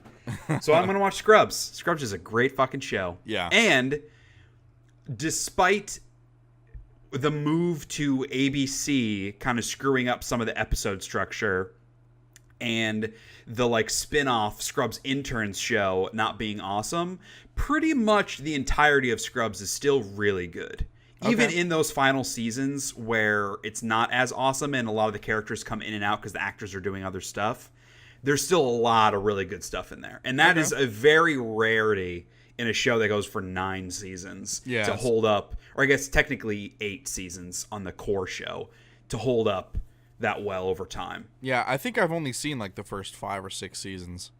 All the first 5 seasons are amazing. And if you want to check out my Scrubs season ranking on SheaHatesEverything.com, listeners, Season 5, I believe, was my highest rated season, which going into doing the ranking process, I did not expect that at all. I figured it'd be like Season 3 or 4, because that's like my memory of the best episodes. But Season 5's got some real fucking bangers in there. The episode where Kim gets pregnant. It's got the episode where Brendan Fraser comes back and he's actually dead. That's in Season 5. With the whole moment with Dr. Cox. Oh, baby, that's a doozy. Scrubs is a great show. But anyway... Also been watching still Top Chef and watching So You Think You Can Dance, World of Dance. Fun shows. World of Dance is more frustrating than fun, but we like watching the dancing. Update on the guy who auditioned on So You Think You Can Dance, that auditioned in drag. In drag, yeah. So he made it to the Academy. This is spoilers for the most recent episode of So You Think You Can Dance. He made it to the Academy, and at the Academy, the way they have it structured is... All right, not to go too deep into how they do the show, but when you audition, you do your own solo. They either send you home or send you through to the Academy. If you make it through to the Academy, you do chunks where you work with the choreographers, with everyone, so everybody learns the same hip-hop routine, and then they all do it, and then they cut some people. Everyone does the same ballroom routine, and then they cut some people. Everyone does the same contemporary routine, and then they cut some people. That's kind of the structure to get down to the final 20 people that will make the actual show. So... They did the hip-hop routine, and he was in drag doing it, because it was just like it was a partnered guy and girl dance, but it was just a fun whatever. And so he was in drag for that and for all the rehearsals. When they went and did the samba, he was partnered with a girl, and so he danced not in drag, just as his normal self. He didn't do a great job, and it made me bummed, because I want to root for this guy. He made it through still, so he's still, like, he didn't get cut yet. I still don't think he's going to make the top 20 because I just don't think he's that good. But there was a moment, because basically, like, he did the partnered samba, and he didn't do a great job, but his partner also was terrible. And so they wanted to give him another shot, so they paired him with a girl who was awesome at it to see if that would help make him do a better job. And he just got clearly overwhelmed by how she was awesome, and like she kind of took over him, and he did not do a good job of that either. And so it was like, okay, they should cut him. They gave him the second chance, which they normally don't do. He should go. But Nigel, who's kind of the executive producer, he's this British guy. He's this old... he's like the Simon Cowell. He's not rude, but he's like the harsh judge on the show. He was like, look, when you came in and auditioned, I said you were a great performer, but that I didn't think you were a great dancer. I didn't think you deserved to make it through to the Academy. And the whole time, like, the dude, the dancer, is like, I know you didn't believe in me, whatever else. I wanted to come here and really make you think of me as a dancer and not as just a performer, and I screwed that up. I know you clearly gave me a second chance, and I screwed that up too. I know I don't deserve this, but my goal here is, I don't even care about making it on the show. My goal here is to make you think of me as a dancer and not as a performer. That's all I care about. And it was this really passionate speech that he gave. And Nigel was like, you know what? You didn't nail that. We gave you the second chance and you didn't nail that either, but you are making me think of you as a dancer now and not as simply a performer. So we're keeping you around. Keep doing the work. And it was like, I was like, yeah, like, I don't think he's that good, but yeah, like, I want to root for the guy. So that was a nice moment. Where like, they normally don't do that. Like, they would normally be like, we tried, dude. You don't have it. Sorry. Peace out. Versus most competition shows where it's all about the storyline and the people versus the talent. So I always appreciate that. But it was a nice moment. Like, Kelly and I were like, hell yeah. I want him to get better so he can make the show because I like this guy.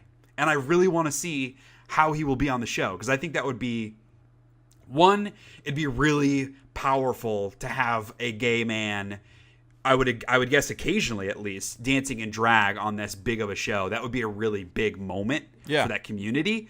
But also just like him getting better in that passion. And he just has this undeniable belief that he can do it. I do not think he can do it, but he fucking knows he can. It's almost like a deliriousness or an obliviousness to your own self, that like oblivious belief that you have what it takes, even though you don't. But when it comes to like those performance actors and dancers and musical theater people, you have to have that belief. For sure. Despite all the rejection and people talking about you and telling you don't have what it takes, you have to know that you have what it takes. Even if you don't. If you believe it, you still might succeed. So I think that was a powerful message. Yeah. And then finally, Netflix stealth released a season 2 of Marchella, which I don't think we ever talked about on the podcast because I'd watched it a long time ago. But I loved the first season. Netflix didn't promote it at all. It was one of like the early Netflix originals. Yeah. It wasn't super early, I guess, but like this was before that was like mostly what they did was Netflix originals. And I never heard anybody fucking talk about this show, and I loved it. I have a review on the site if you want to go search for it. But they put up a season 2 like out of nowhere, like 2.5 years later. And so Kelly never saw the first season because we watched it when you and Mom were in town a couple years ago. We watched it. Yeah. Or I guess it was like last year because I think it was at our current. It was 2 years ago. I thought it was at our current apartment, but maybe not. But Kelly wanted to watch it, and I figured it'd be fun. Hey, if we want to start it while you guys are here and watch a little bit of it together. So Kelly and I are watching it. I'm rewatching it. She's watching it for the first time. And that's still a really good show, man. They overwhelm you with new characters so early on because it's like a murder mystery, basically. Yeah. And there's a lot of other stuff going on that's really cool and unique. But they just throw all these characters at you, and you're like, how does this tie together? But as the little threads start coming together, it's super satisfying. And it was one of those shows where, like, I only figured it out right before the reveal happened. Yeah. Which I always love when that's the case because it's pretty rare. So... yeah, it's kind of all the stuff I've been watching. Nice. Anything else for you? No, I'm tapped out, man. I guess the last update I will give is I am almost done with Half-Blood Prince. So I'm like rushing through that. I was like a couple chapters in last time. And it's because I bring it to work and I read like 2 chapters every day at lunch. That's the and best way to do it. that has quickly become my favorite part of my work day. Yes. Is reading Harry Potter at lunch. And I can already feel that once I finish Deathly Hallows, I'm going to get that, like, post-book depression. Yep. Even though I've read Harry Potter dozens of times, I'm still so... because I'm right at the end. Like, I just finished the chapter where they go to the beach and get the Horcrux, and now, like, they're going back to Hogwarts where Snape's going to kill Dumbledore. Spoilers. And, like, I can already feel, like, I'm so invested again in this universe. I just know I'm going to be so fucking bummed out once I finish the whole thing. So yeah, Harry Potter. It's pretty good. So what say we move to news? Yeah, let's do the news. I just peed, and this is us jumping back in. And through the magic of editing, you wouldn't have known that unless I said it. I don't think that's how that's supposed to go, Kyle. I think you're supposed to not tell them that we just cut out and now we're now cutting back in. That's kind of how the whole like production magic works. Well, okay, so I have a small joke about urination.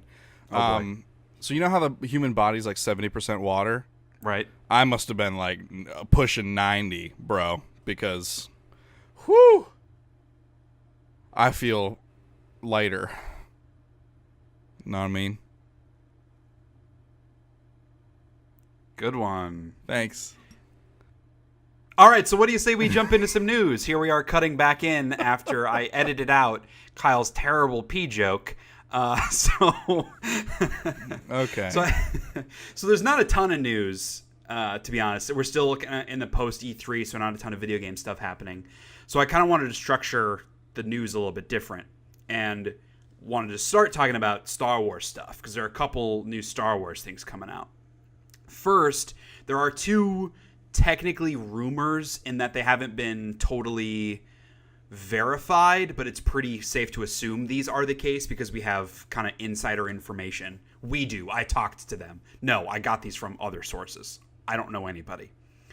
First is that Billy D. Williams is apparently coming back to Episode 9 as Lando, obviously. This is exciting for me, one, because I still like the old guard. Like, I don't like them driving the story. I like that we've now focused on the new characters, but I like them being involved, obviously. It was a bummer that he hasn't been in it up until this point. And now with Han being dead, with Luke being dead, even though there's a big rumor that Luke will be back as a Force ghost, which I think is maybe kind of lame. But, like, it'll be cool to have someone other than just Leia and Chewie as, like, the old... Well, I guess C-3PO and R2, whatever, but as the bigger characters. I'm down for this. And it also makes sense because Lando was so much more popular again after Solo, like with Donald Glover, his performance as Lando, which I still loved. So yeah, I'm pumped to have Billy D. Williams back. The second piece is that Kerry Russell is in talks to be joining Episode 9 in an unspecified role. So there's nothing like concrete about this. J.J. Abrams has worked with Kerry Russell in the past on some shows, and he's a big fan of hers. Obviously, he's the one that kind of wanted to recruit her. They're in talks. They want her to join in an unspecified character, although the role description says that it has action-heavy scenes, which is interesting to me because when I first saw this, my assumption was, maybe she's playing Rey's mom because she's the right age. She looks similar. Yeah, I could see that would seem appropriate. I mean, the whole, like, Rey's parents were nobodies, like, that might be the closed loop on that. Like, we might never hear of her parents again, which I'm kind of okay with. But if they were going to bring it in, it makes sense to do it in the last movie, and she seems like she would be a good fit for the part. But with the action-heavy stuff, I don't know how much that fits anymore, that theory. Right. Well, so how did we find out that her parents were nobodies? Who said that? Kylo Ren. So he basically, like, they're talking about it. I don't remember the specific details, but he's like, you know about your parents. Like, they're nobodies. I think they were like drug addicts or something, and they're like, they ditched you. Like, they're no one. Who cares? It was that kind of attitude. Right. I don't know. Maybe he was lying. Oh, that would be even more lame. Well, I would hate that. But it would also be kind of like a funny fuck you J.J. Abrams, fuck you, Ryan Johnson. Because Ryan Johnson was like, fuck you, J.J. Yeah, and then J.J.'s like, fuck you, Ryan. Yeah, like, let's get real petty with these, like, AAA with these Disney movies. Tentpole releases of one of the most beloved franchises of all time. That would Let's be hilarious. Get petty. I would almost enjoy that. I would. Now. I would enjoy it. If it was done out of spite, that would kind of be pretty good. So I don't know. Now I kind of lean towards maybe she's a bad guy. I don't know. There's nothing backing that up. She looks evil. Really? Oh yeah. Carrie Russell. Look at her eyes, man. She's always been very lovable. Like, she was in that J.J. Abrams show Felicity, which I think watch. She looks like a bad guy. Maybe. I guess more now because she's in The Americans, which is that they're like sleeper agents for Russia. And, like, I haven't seen it, but I've heard amazing things about it. But she is kind of a bad guy in that, I guess. But she has that low brow. I could see that. And the sunken eyes. Yeah, I could see that. But I don't know what it was about. Like, there's nothing newsworthy that makes me think that. It's just something about it that makes me think she's going to be a bad guy. So, in the same report, which I'll link in the show notes, they are also casting for 2 other major characters for this. No details on who or what they are, but expect more characters. Hopefully not more characters like Rose. Hopefully. Yeah.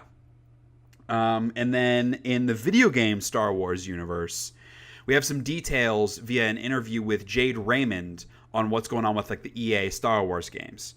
So Jade Raymond, a couple of years ago, started a new studio called Motive. And this was shortly after, I think, when EA acquired the licensing rights to Star Wars. And they were put on, like, we all thought, and I think they said, that Motive was going to be working on a new Star Wars game. Well, didn't totally turn out that way. They instead became a little bit more of a support studio for Battlefront. And then in Battlefront 2, they focused on the story mode. So they kind of led the story of Battlefront 2's development. They were also working with Amy Hennig's team on that new Star Wars game with Visceral. Right. That got canceled. And so Jade Raymond, who's the lead of that studio, kind of came out and was like, what's going on with the Star Wars stuff? So Oh, you know what? We talked about this a little bit last episode. A little bit, yeah. EA Vancouver being the lead on this. So she gave more details for the other stuff that's going on. So Vancouver is the one that's focusing on the open world Star Wars game. And they're also working on the follow-up to Plants vs. Zombies. EA Montreal is helping with the, I guess, the open world Star Wars game.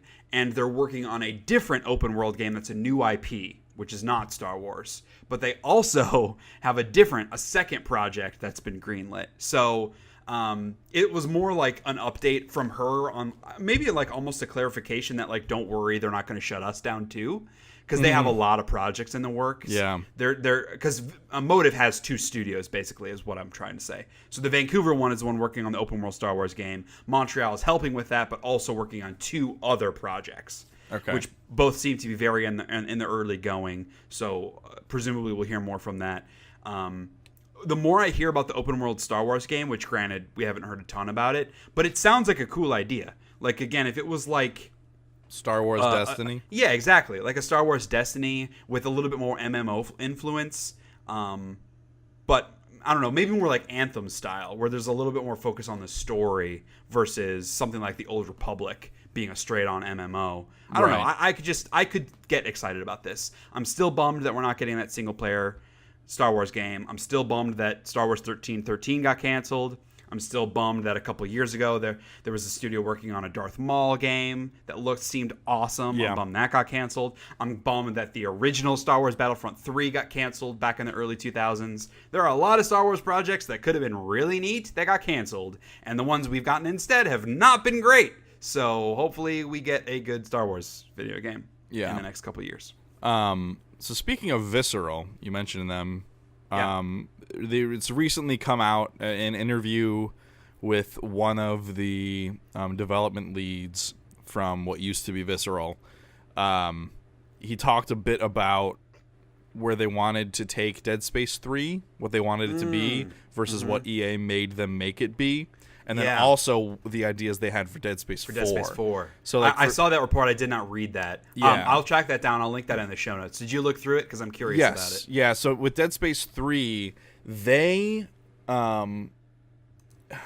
basically what it came down to was EA was not... Like, just single-player games were not selling the gangbusters. The first Dead Space it moved about 2 million copies, and EA's metric for that at the time was, hey, a game is successful if it ships 5, if it moves 5 million copies.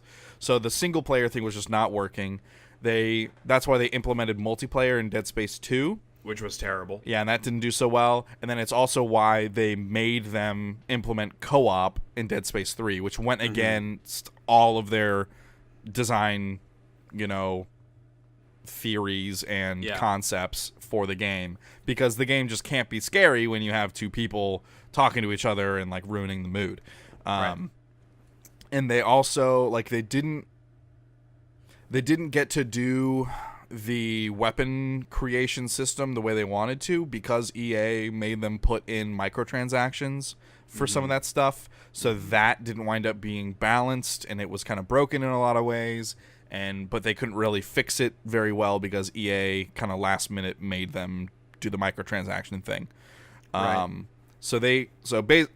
Of course, the publisher fucks the game with Dead Space 3, and then let me say, because I'm curious to hear about the Dead Space 4 stuff too. Yeah. But on the Dead Space 3 and the Dead Space 2 changes in multiplayer, the devil's advocate part of me says that that's kind of work. Like, being able to only do what you want to do doesn't really exist. It's not what you want, it's world. what you know to be the correct direction for the game when the company comes in and tells you, no, it has to be homogenous. Yeah, and I mean, and so like, granted, of course it's not going to be good, because you're trying to take these things that are surefire mainstream success things and put them in something that doesn't fit with that. Right. So of course it's going to be bad. yes, Dead Space 3 as a horror game, there was very little chance that could work because it was co-op. Right. I'm not arguing that. And granted, I'm not saying I firmly believe this, but I think there is an argument to be made about when you talk about the microtransactions. We're only hearing the one side, for one, from them, but it's making assumptions about what the process was like. When a boss comes in and says, hey, you need to have microtransactions in the game, that might suck, but it is up to the developers to find a good way of implementing that. Like, Sure. I deal with this all the time, and I work in a creative field where I write a lot for work. I deal with all the time executive leadership who I believe to not get, quote unquote, get what we're trying to say or what we're trying to do, where they come in and make demands and say, oh, it has to be structured like this. You have to include this quote. You have to do these things. And it is my job to either push back in a way that brings them to my side or implement that feedback in a way that keeps the quality high. I'm not saying it's easy. I'm not saying I'm able to do it every time. I'm not saying it's frustrating. It's not frustrating, but it is kind of their job to figure out a good way of doing that. Sure. So I feel like simply pointing the finger at EA isn't really fair. But again, that's making an assumption about the situation because and I would believe, a circumstance where EA not only dictated there were microtransactions, but also dictated specifically how they were to implement those microtransactions, which takes away any ability for the developers to do it in a good way. I just feel like that's something worth saying because Sure. I feel like a lot of people like to vilify the publishers, and a lot of time that's warranted. But at the end of the day, it's up to the developers to take that instruction and make something of quality with it. That's all I would say about that. I'll just have a small rebuttal and say that the things that they were being told to implement were essentially the antithesis of what the game was attempting to accomplish at the time. Like, because they talked about, like, Dead Space 3, they really wanted it to be a lot of psychological, like, Isaac seeing things and dealing with a lot of his trauma and stuff, and that's why you have those like half-baked sequences because they had to work in a second character and stuff. Like, none of that was in the initial design for the game, and they had to add that partway through the development process, and so that's, I think, why it's a bit of a mess. Yes. If that stuff had been communicated, I think at the beginning of the design process, they could change their idea, whatever else. Right. But like from the interview, it sounds like, and they didn't say this explicitly, so I'm reading in between the lines a bit, but it sounds like they came in a good way into the process with these changes that they had to make, which is never a good way to go about anything like that. And it's fair to assume that was the case because we hear that from a lot of developers that work with EA on stuff. Right. And them adding microtransactions last minute, taking things out, wanting to adjust. That seems to happen regularly with that company, which is one of the reasons why a lot of their games come out and people are not happy with them up front and why they're considered the most hated publisher in the video game industry. Yes. There is definitely good reason behind that. I guess what my point was even less specifically about Dead Space and more generally the idea of like, the developer complains that the publisher made them do something, and that's why their game sucks. I don't think that's a fair blanket statement. And there's a reason the publisher is telling them to do that is because games are expensive and they have to make the return, so they have to have safe elements that are going to appeal to a wider audience. I get that. Creatives tend to get protective of their creations and think that anyone that would come in and want to change that is wrong. That, one, is not a good way of creating. Right. Creating should be a collaborative process. And two, sometimes they do know better than you. I'm not saying this is the case with Dead Space 3 with microtransactions, but sometimes the person whose job it is to help you make something knows better than you. And there seems to be this assumption in the game development community and in a lot of entertainment that, like, the creator is the only person who knows how to do the perfect thing. And I feel like that's kind of... wrong for one, but also like unfair to other people involved in that process. Yeah, that's true. Anyway, what about Dead Space 4? I'm curious to hear about that. So for Dead Space 4, what they wanted was, he said that he kind of wanted the character to be Ellie and not Isaac, because he said he always really liked Ellie as a character, which I did too. I thought she was interesting, like she had interesting motivations. And so, like, the kind of onus is like, oh, you play as Ellie, and she is, kind of in the aftermath of the giant convergence event in 3. She's essentially trying to make her way, like she has a damaged ship basically, and she's trying to be able to, I forget what their shock out, is that what their like warp term was? I can't remember. But she's basically trying to like warp out, but her ship is broken, doesn't have the components, so it's her like kind of going along and like making small trips and stuff into other ships and like scavenging for components. And like they said, it was like a really cool opportunity because the Ishimura kind of was a character in and of itself. Right. The ship was, and it had all these different personalities and all these different decks. And so they said it would be really cool. They had all these ideas for these different ships that suit different purposes. And like you could go in and like fully explore those ships, and like that's a good opportunity for storytelling, and also for like new mechanics and new types of enemies that have adapted to those certain conditions, and like that ship itself kind of thing.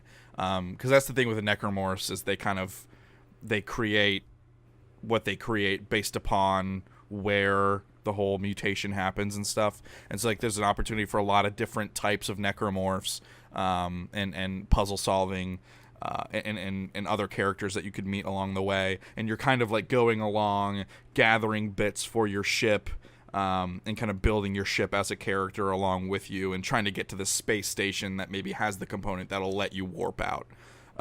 And that was kind of like the overall structure, is you kind of going from area to area, kind of like they said in Dead Space 3, they had that big open area you could kind of jetpack around in. Right. They said like that was kind of like a fledgling idea of what they wanted this to be like, where it's a linear open area where there are multiple places to go and explore.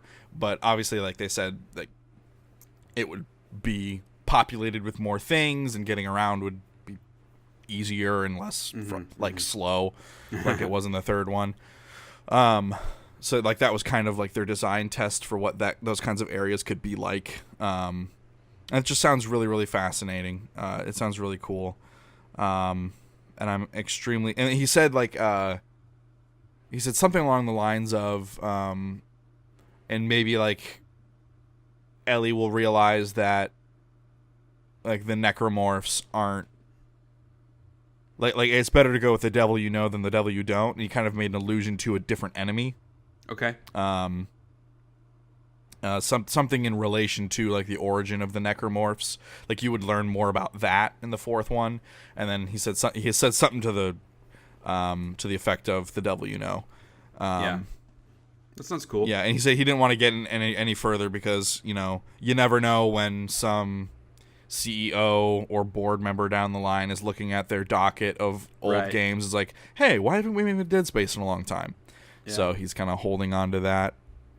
But I think that's a really cool setup for a game, because I think that's where the Dead Space games shined, is in their environmental storytelling and their environment building. I mean, like the combat was really cool, like the the dismemberment combat too. But like their ability to craft these areas and tell a story without a bunch of dialogue, I think they were really good at that. And that's why I think it's a shame the way Visceral was used in the last several years of its life cycle. Sure. Because they were not used to that effect at all. I don't think they were being played to their strengths. I mean, like when you look at their 4 games, Dead Space, the first one, is an amazing game. Yeah. Dead Space 2 is a pretty good game. Yeah. Dead Space 3 is a bad game, and Battlefront Hardline is a bad game. That's not the kind of trajectory you want to be on as a development studio. That's for sure. And I also think it's telling in that the more input the publisher had in the game and the development process, the worse the games were. I think that's telling. And also the fact that them working on Battlefield Hardline was not what they wanted to do. Right. EA took them off of a project they were working on. It might have been Dead Space 4, it might have been something else, and said, no, you're doing the next Battlefield. Yeah. And that's a bummer as well. So hopefully all those folks land on their feet. I'd love to see them get back together in some capacity and come up with something new. There's a lot of talent at that studio, clearly. So, I would be pumped about, even if it was a new IP, about that studio getting together and working on something again. Yeah, absolutely. So there was one video game announcement, big one at least, in between E3 and now. Darksiders 3 has a release date. It's coming out November 27th. I completely forgot that Darksiders 3 was a video game that was happening.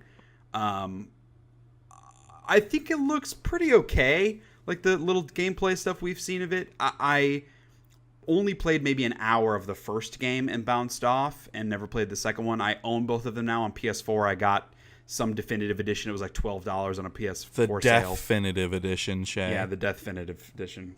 Whatever. Fucking stupid. So this seems like a good time for that game to come out in November, because obviously Fallout 76 comes out then, Smash, or I think Pokemon Let's Go comes out in late November, but a lot of the big heavy hitters now are coming out in February next year. Right. And so it seems smart for them, because this is a little bit more of a B tier game, so it seems smart to get out and try to come out this calendar year. So I don't know. I'll continue to look into this. It kind of makes me want to go back and try the first Darksiders and Darksiders 2. Yeah. Because I know both of those games have some like a decent amount of fans, so I might check them out. The whole whip combat in Darksiders 3 looks pretty sweet. I don't know. It was just funny that like I forgot this game existed, and it's coming out in November. Right. So in mobile game news, It's Always Sunny in Philadelphia is getting a mobile game 13 years after the show started on the air. It's called The Gang Goes Mobile, which sounds about right. And the kind of setup is that Frank gets a lot of money, and he enlists the rest of the gang to help him launder it. And that's kind of the game. Okay. I haven't really seen many details or like actual gameplay of what you're doing, but they have said that they're aiming to release it this year. So I'm sure we'll see more relatively soon.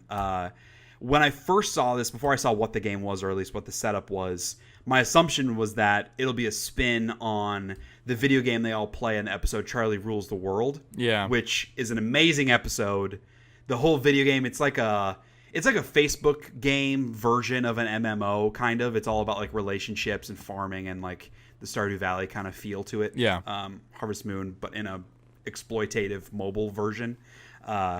And that, I think, would have been a fun way of them to make that sort of game where it isn't actually them. It is its own fantasy game. It's just like with their style to it. Right. That could have been cool.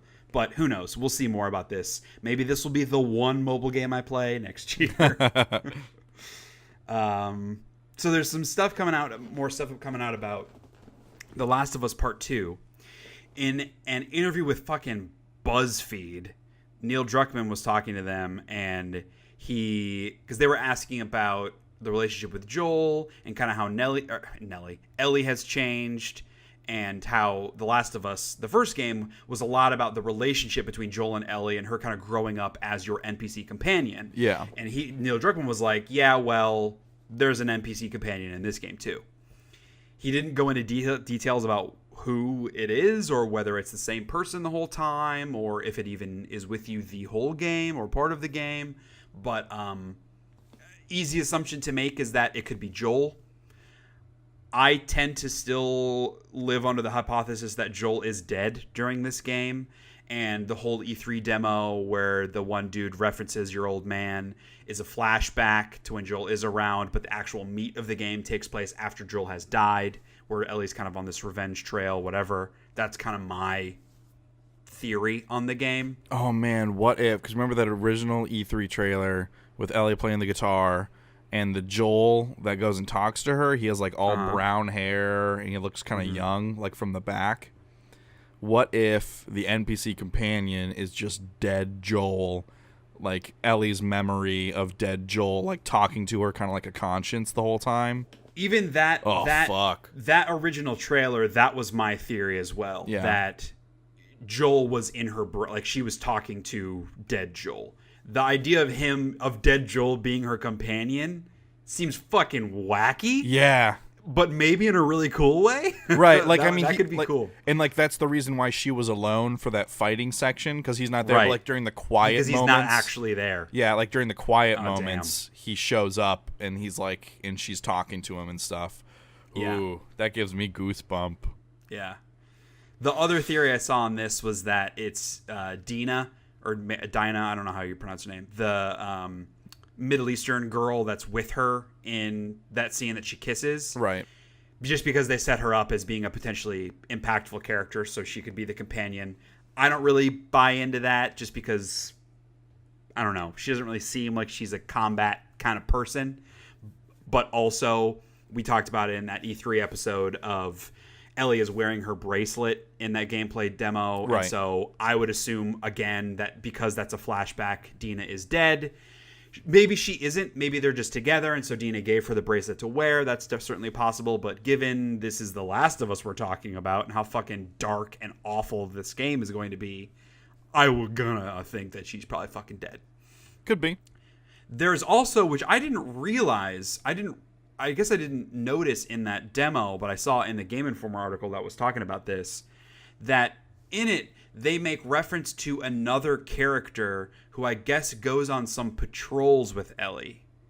And so maybe it could be that character who is the companion. Who we did not see in that gameplay demo or during that little cutscene. But I guess they do reference a different character other than Dina and the guy that she talks to, and then your old man, quote unquote, that is probably Joel. So, okay. Who knows, man? This is the kind of like mystery little threads that I enjoy when we talked about Death Stranding stuff. We don't need to go into that, but I made the reference to Last of Us. We're like, we know what The Last of Us is because we've seen it in action, but they can still give us the cool mystery where we hypothesize and have theories about everything. Versus something like Death Stranding, I feel like it's all theories still at this point, and that becomes less satisfying. I remember I was listening to the Giant Bombcast where they were talking about it, and they were like, let me see the fucking game. And that's how I am. I want to see it because it could be awesome. Like, whatever. We'll put Death Stranding away. We'll put that away. We don't need to go back into Death Stranding. Thank you. As with Detroit Become Human, I am very excited to hear you talk about Death Stranding because I know you're going to be passionate about it and you're really interested in it. I like that. I just am not that interested in it. I'm not trying to take away from your excitement. Yeah. So, okay. We've been talking about this new Sonic movie for a while. First, it was rumored that Paul Rudd was going to play the kind of buddy guy. Yeah. And now it's James Marsden who is going to play the buddy character. Now, apparently Jim Carrey is in talks to play Dr. Robotnik. So weird. Which is so weird.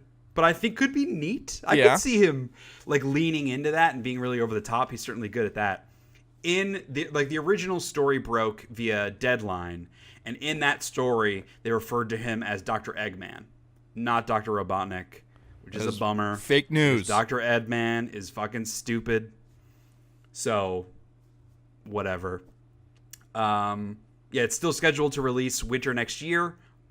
You know, you can go see the Sonic buddy comedy, and then the next weekend you can go check out Star Wars Episode 9. Maybe Those two go together Paul really Rudd well. will play one of the Chows. Sure. Or maybe he'll play Tails. Oh, yeah. Oh, jeez. So I don't know. This movie continues to be really fucking weird. We'll see Yeah. what happens with it. It could be a complete disaster, or it could be fun. I can't Much wait. like that Detective Pikachu movie. Yeah, I can't wait for Sonic to make out with a human woman. Oh God. He gets all the ladies, man. Yeah. He likes to go fast. What can I say? So there's a new series coming to Netflix called The Dragon Prince. And this is created by one of the executive producers and directors of The Last Airbender, which... The show? The show. Okay, good. Yes, Avatar: The Last Airbender, the show. I'm not sure if these guys were involved in Korra, but they were certainly involved in the original. Okay. That's pretty exciting in and of itself. It's called The Dragon Prince. We don't know when it's coming out. They have a panel at Comic-Con, which is on July 21st, where presumably they'll have like a legit trailer and maybe some details, maybe when it's going to hit. But yeah, this could be fucking neat. I mean, Avatar: The Last Airbender was an awesome show. I never finished Korra. I only watched the first season. I wasn't as into it, but I could be down with some more of this. It's very fantasy. Obviously, dragons are involved. It mentioned something about different nations being disparate, which is pretty familiar to Avatar: The Last Airbender. So we'll see. Could be cool. Danica Harrod, formerly of Waypoint, yes, Vice Waypoint, she just left Vice, and she is now head of community development on Dragon Prince. Yes. So, another name drop. Yeah, right. And then finally, this isn't so much news as it is just something I thought was funny. In a recent interview, Todd Howard was asked about Skyrim, like all these Skyrim remasters and on different platforms, whatever else. And he basically was like, we'll stop putting them on different systems when people stop buying them, which I just thought was like a fun Todd Howard mic drop moment. Like that game is selling so many fucking copies. It's like Minecraft. Everywhere they put it, it sells tens of millions of copies. Why would they not keep putting it on other things? Exactly. I don't get why people complain about this. And again, if you don't want it, stop buying it. I feel like half the people who complain about all the different Skyrim releases buy it every time. That is my point. Yeah, if you really want it to stop buying it. Come on, let's not be thick-headed here. They put it on the phone. I would buy it on my phone. I wouldn't, because I wouldn't have space and my phone would explode, but I would want to. I would want to buy it on my phone.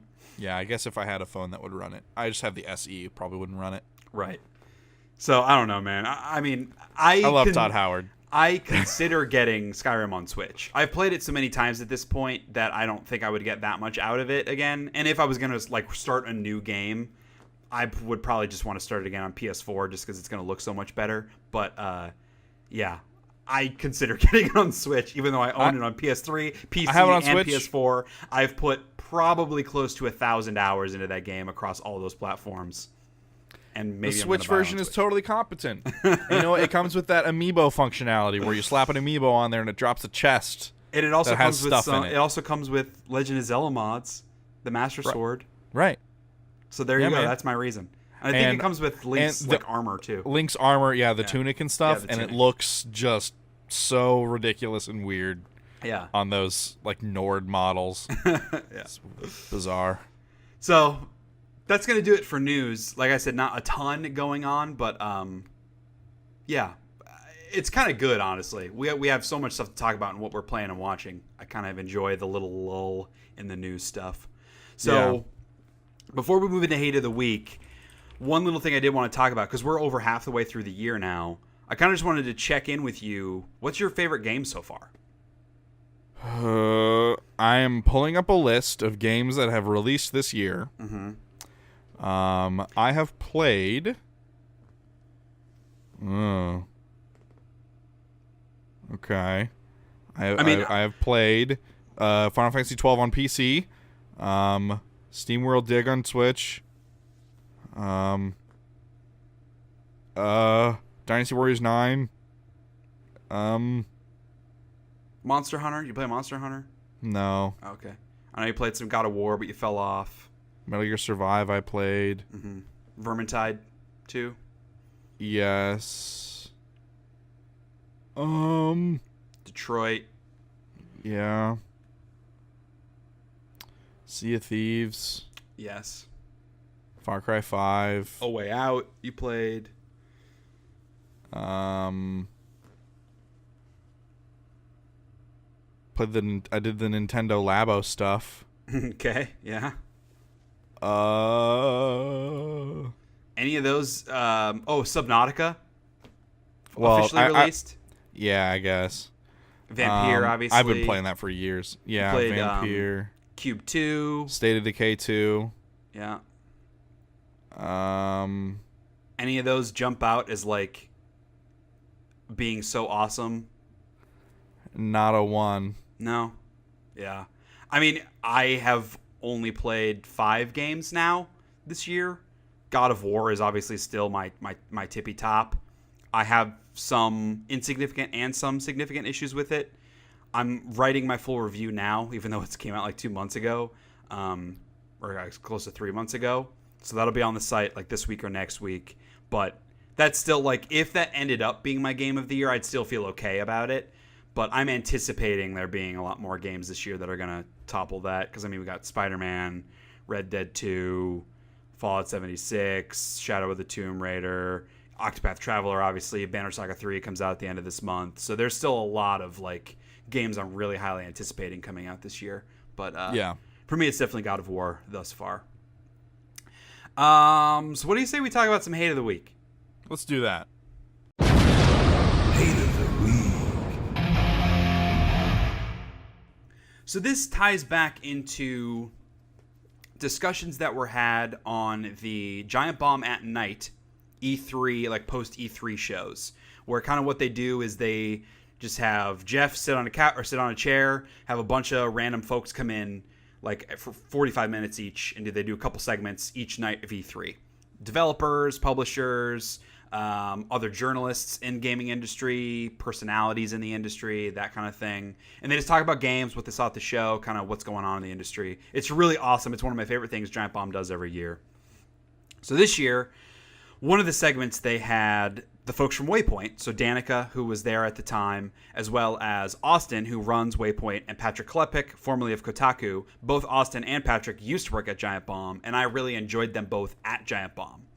Since leaving Giant Bomb, I don't really like them as much anymore because they're incredibly political about everything, and it just kind of grates on me. And so it's like less specific about a particular moment. But there were times during that podcast, that recording, where like they brought up, hey, every developer we talk to, we're asking them why they have politics in their games or why they don't have politics in their games. That's kind of our thing for this year at E3. And like they can do whatever they want. There is an audience for that. They're very clearly passionate about that. My thing is just like, sometimes it's just a video game. Sometimes it's not a political or religious or social statement that this artist is trying to make. And to look down on people who aren't trying to make a political statement in their games is fucking annoying. I'm not saying that they are like obliquely doing that, but I see a lot of people doing that. Dismissing games that don't have this larger social commentary as being frivolous annoys the shit out of me. Because sometimes it's just a fucking video game. What's wrong with that? Like, It's just a story they felt like telling. Yes, and a lot of them still are from personal experiences that they're trying to express. Like, I think of that developer who was on stage at EA talking about Sea of Solitude. Like, that game isn't making a political statement, but it's a personal journey and a personal experience that she clearly is passionate about sharing with the world that she's trying to express. That's all great too. But I just as often don't have problems with them just making a fucking fun video game. That's not bad. Like, look at movies. I mean, there are people that exist in like film as well that look down on the summer blockbusters, or they look down on the Marvel movies or the Star Wars movies as being like shallow fluff. And they only care about the really intense movies like Call Me By Your Name that I talked about last episode, where it's about this homosexual relationship in Italy in the early 80s where it was hidden, whatever else. They're making a statement about that and how it affects real life nowadays. That stuff can certainly exist, and it's important for that to exist, but it's just as important for that escapism part to exist. And it really fucking annoys me when people look down on that stuff. If you don't enjoy it, if you don't personally get anything out of those, that's totally fine. But this, like, feeling that, like, they don't deserve to exist because they aren't adding anything to culture, fuck off. Like, that's so pretentious. And frankly, closed-minded. Yeah, it's very narrow. I look at a lot of those people, and I especially look at Austin and Patrick, the way they talk about this stuff. They like to think that they are doing a good job of promoting that social movement in video games, that cultural movement in video games. And so they hold developers to a high standard. If they aren't participating, if they aren't out there beating the drum for feminism, beating the drum for representation from the LGBTQ plus community, that they aren't doing what they should be doing, they beat that drum. But if a developer came out and made a game that was like pro-Trump, they would fucking hate that person. So it's not about game developers being involved in the community and having something to say. What they care about is game developers saying what they want them to say. That's the larger problem. And It's this mentality which you see, I mean, granted, in the video game industry and the film industry, you see it more from the far left liberals because there are very few conservatives in those industries.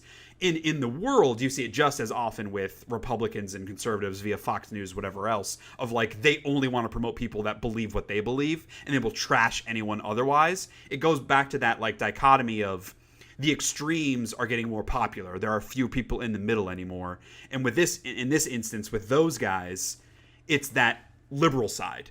Like if not that I would like a game that is homophobic. I'm not advocating for that. Right. But like I don't know what there's a good example of. Like if there was a game about abortion that was like the message of it was more pro-life, they would fucking hate that game. They would torch that game. They would shit all over it.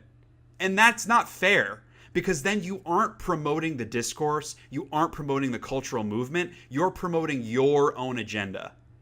And that pisses me off. It's so, like, close-minded is the best way to describe it. Like, there's this mentality that these people that are the crazy liberal people are so open-minded because they're so accepting of everyone unless you disagree with them. Then they hate you.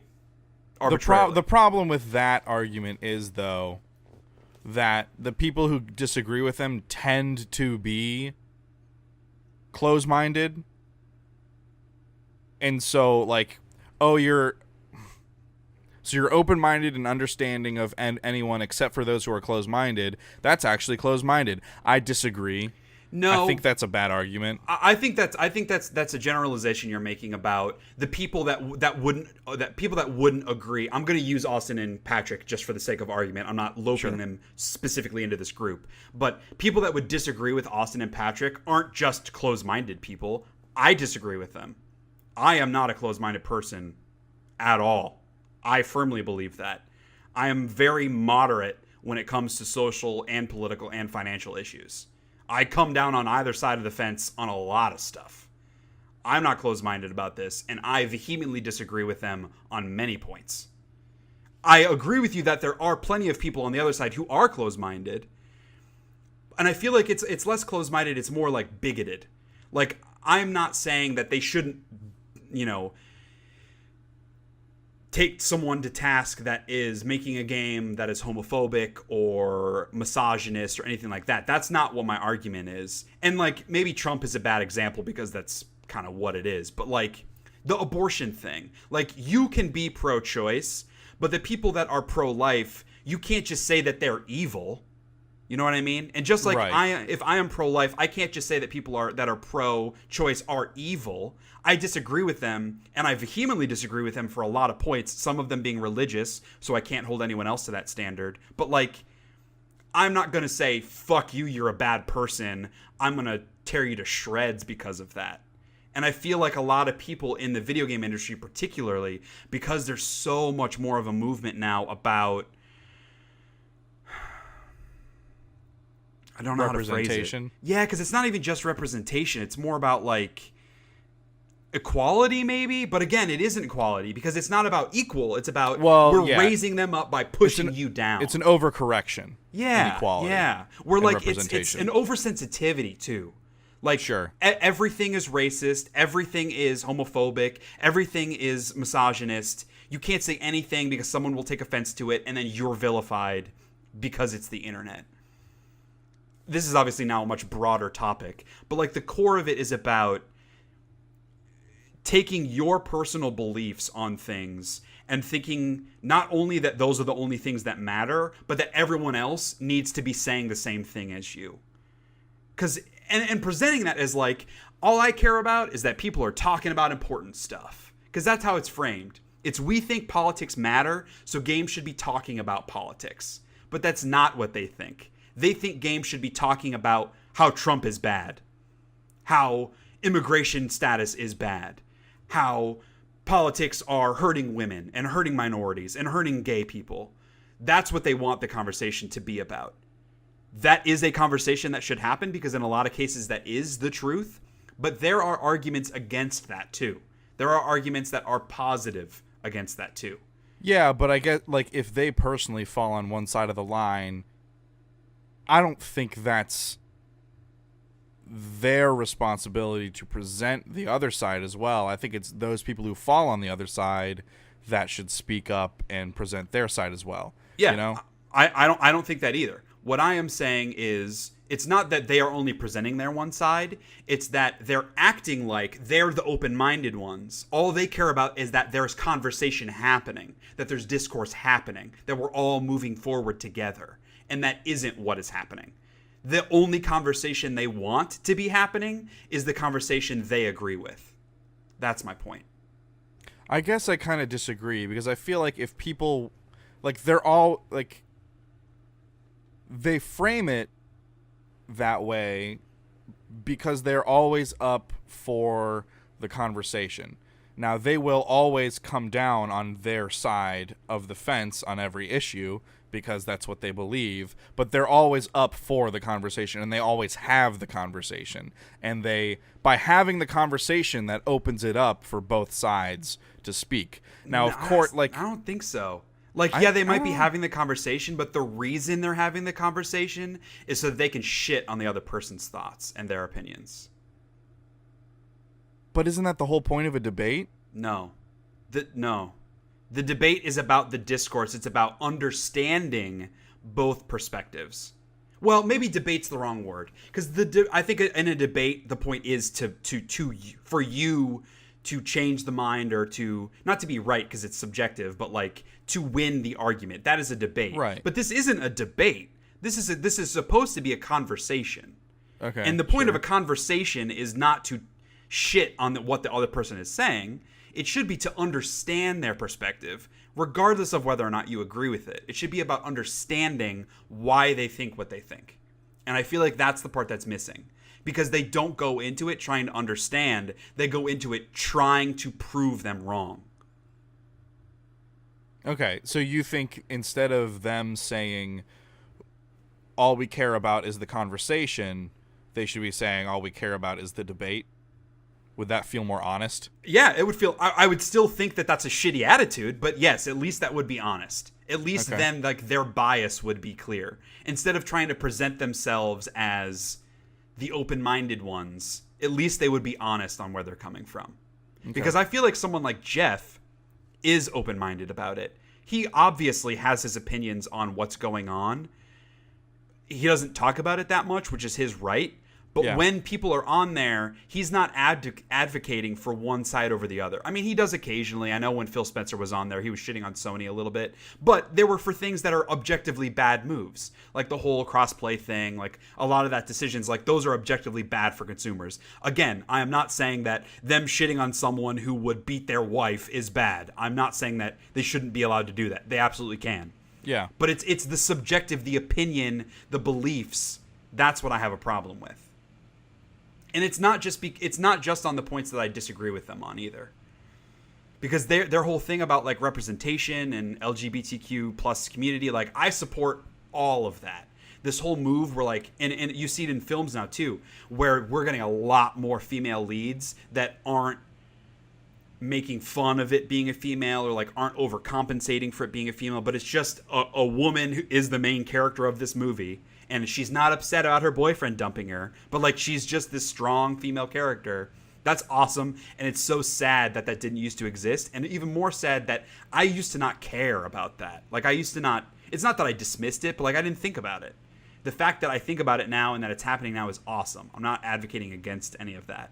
But it's like that overcompensation where now if a video game comes out where the main character is a white guy, they hate that game. Because it's not helping the progression. It needs to be a person of color or it needs to be a woman, otherwise it doesn't deserve to exist. And the people that are making it are wrong. That's my problem with it. It's this I just haven't seen that much of them to be able to make that argument against what you're saying. So, again, all of this is a generalized topic. I'm only using Austin and Patrick as the example to make it more tangible. my idea of this started because of comments they made during that interview. I'm not saying everything I just complained about is directly related to Austin and Patrick. Okay. I want to make that very clear. Okay. I'm not trying to call them out for all of this stuff. I have seen, quote unquote, people, a community saying these types of things, and they're the ones that kind of made me think about this. So You're right. I have not seen this from Austin and Patrick either. It's more just using them as kind of a vessel for the conversation. So I don't know. I definitely, and I understand all the points you're making, and I don't disagree with any of the points you're making, but that's not what I'm talking about here. You know what I mean? Right. It's the presenting yourself as being open-minded when you are not, and the dismissal of things that don't align with your beliefs and your priorities. Okay, yeah. Yeah, that's where I'm coming from. Got it. And now I'm frustrated because last episode when we didn't do a hate of the week, I was like, I wanted to keep it more trivial, but then I saw this and it really bugged me. And I know I texted you about it right afterwards too. And just, I don't know. I feel like that was worth talking about. So, deep breaths. I'm not gonna carry this around with me the rest of the day. I'm going to like try on my suit and I'm like buttoning up my shirt like, oh, fucking these guys. Liberalism. Okay, so moving on. Emails. Send your emails to info@SheaHatesEverything.com, or you can message me on Twitter at Shea_Castle, or on the Shea Hates Everything Facebook page /Shea Hates Everything. We got an email in from our number one fan, Aaron. So Aaron says, it's kind of a two-parter, so we'll address this. Aaron says, hey, you guys, really enjoy the podcast. It's in my regular podcast rotation. Thanks, Aaron. Keep up the good work. As someone who enjoys collecting video games, retro and current, I find myself with an ever-growing backlog of video games that I want to play. I want to know, how do you guys organize/prioritize your back catalog? And then the second question being, what are your top 3 games you really want to play but haven't? So I guess addressing that part, well, no. The organization thing for me, I typically stick to, because my backlog is infinitely large, as with most people, I tend to stick to games that are more highly lauded by people I respect, because I therefore think that I will enjoy them a little more, like that time investment will be more worth my time. And, which maybe isn't the best idea, I tend to focus on bigger games when it comes to my backlog. Yeah. So kind of my 3 big games that I want to play now are Red Dead Redemption, which I know isn't super current, but I've always meant to play it. A lot of people consider it the best game ever made. I feel like, as someone that talks about video games, that's like the biggest missing game for me that I have not played. Plus, Red Dead Redemption 2 is coming out this year. I want to be excited about that. I want to play it and get the full thing out of it. So I feel like I should try that. The other 2 are similar, but more recent, being The Witcher 3 and GTA 5. That are huge games that everybody loves. The Witcher 3 I did start. I played for probably 2 or 3 hours. When I got to the Gwent tutorial, the game crashed 3 times in a row, which pissed me off. And so I skipped the Gwent tutorial altogether and then went out into the wild and just got my ass kicked by some random enemies on the side of the road. And I wasn't really enjoying the combat yet because it was so kind of slow and plodding. And I was just kind of like, I know the story is going to be amazing. That's all I hear about this exploration and all the ambient stuff. The game is beautiful, but I have also heard complaints about the combat. So I'm just done. It's not worth this time investment for me right now. But again, with everybody like, this is the best game that's come out in years, I feel like I should go back and give it another shot. So that's where I'm coming from in terms of like my decision making about what games to play. It would probably be easier if I picked out some smaller indie games, because those will be much shorter. I can get through more of them, but I tend to focus on kind of the bigger games that I feel like I should play. Yeah. What about you? For me, like, I don't, in terms of like organizing and keeping track and stuff, in Steam, I have, every time I buy a game, I add it to, I have a category that's backlog, so I add it to the backlog, so I always know which ones I played and which ones I haven't. And when I finish a game, I will take it off of the backlog category and then uninstall it. So that's how I keep track. But in terms of how I choose, it's entirely dependent on mood. Yeah. It's like whatever I'm feeling. Yeah. And maybe to an extent that's influenced by, like, the Giant Bomb Facebook group or Giant Bomb or the YouTubers I watch and stuff, or like people that I know that talk about games. I'm sure to an extent it's influenced by that, just in terms of how much I know about something ahead of time. But it mainly just comes down to what I'm in the mood for. I see my biggest 3. I need to finish Doom 2016. I never finished it. Okay. I don't even remember how far I got. That game's pretty good. Yeah, and I need to play Budget Cuts, because that's the game I bought VR for, playing the demo, and now it's finally out. I need to actually play it. And Dragon's Dogma Dark Arisen, I have on PC. Oh, okay. Yeah. I played the demo for it on PS3. Right. I think it was a free PS Plus game, because I have that as well. I think on PS3, though. Yeah. And I have a friend who really, really loves Dragon's Dogma. Mm-hmm. Every time I tell him I have it, I haven't played it yet, he just goes on this big story about all these different, like, great experiences he's had playing it. So I really want to try that. And it's that kind of B-tier action game that I find really charming. Right. So it has all of those elements. So I know it's something that I would like. I don't know if I would ever bother to finish it, because apparently it's kind of long.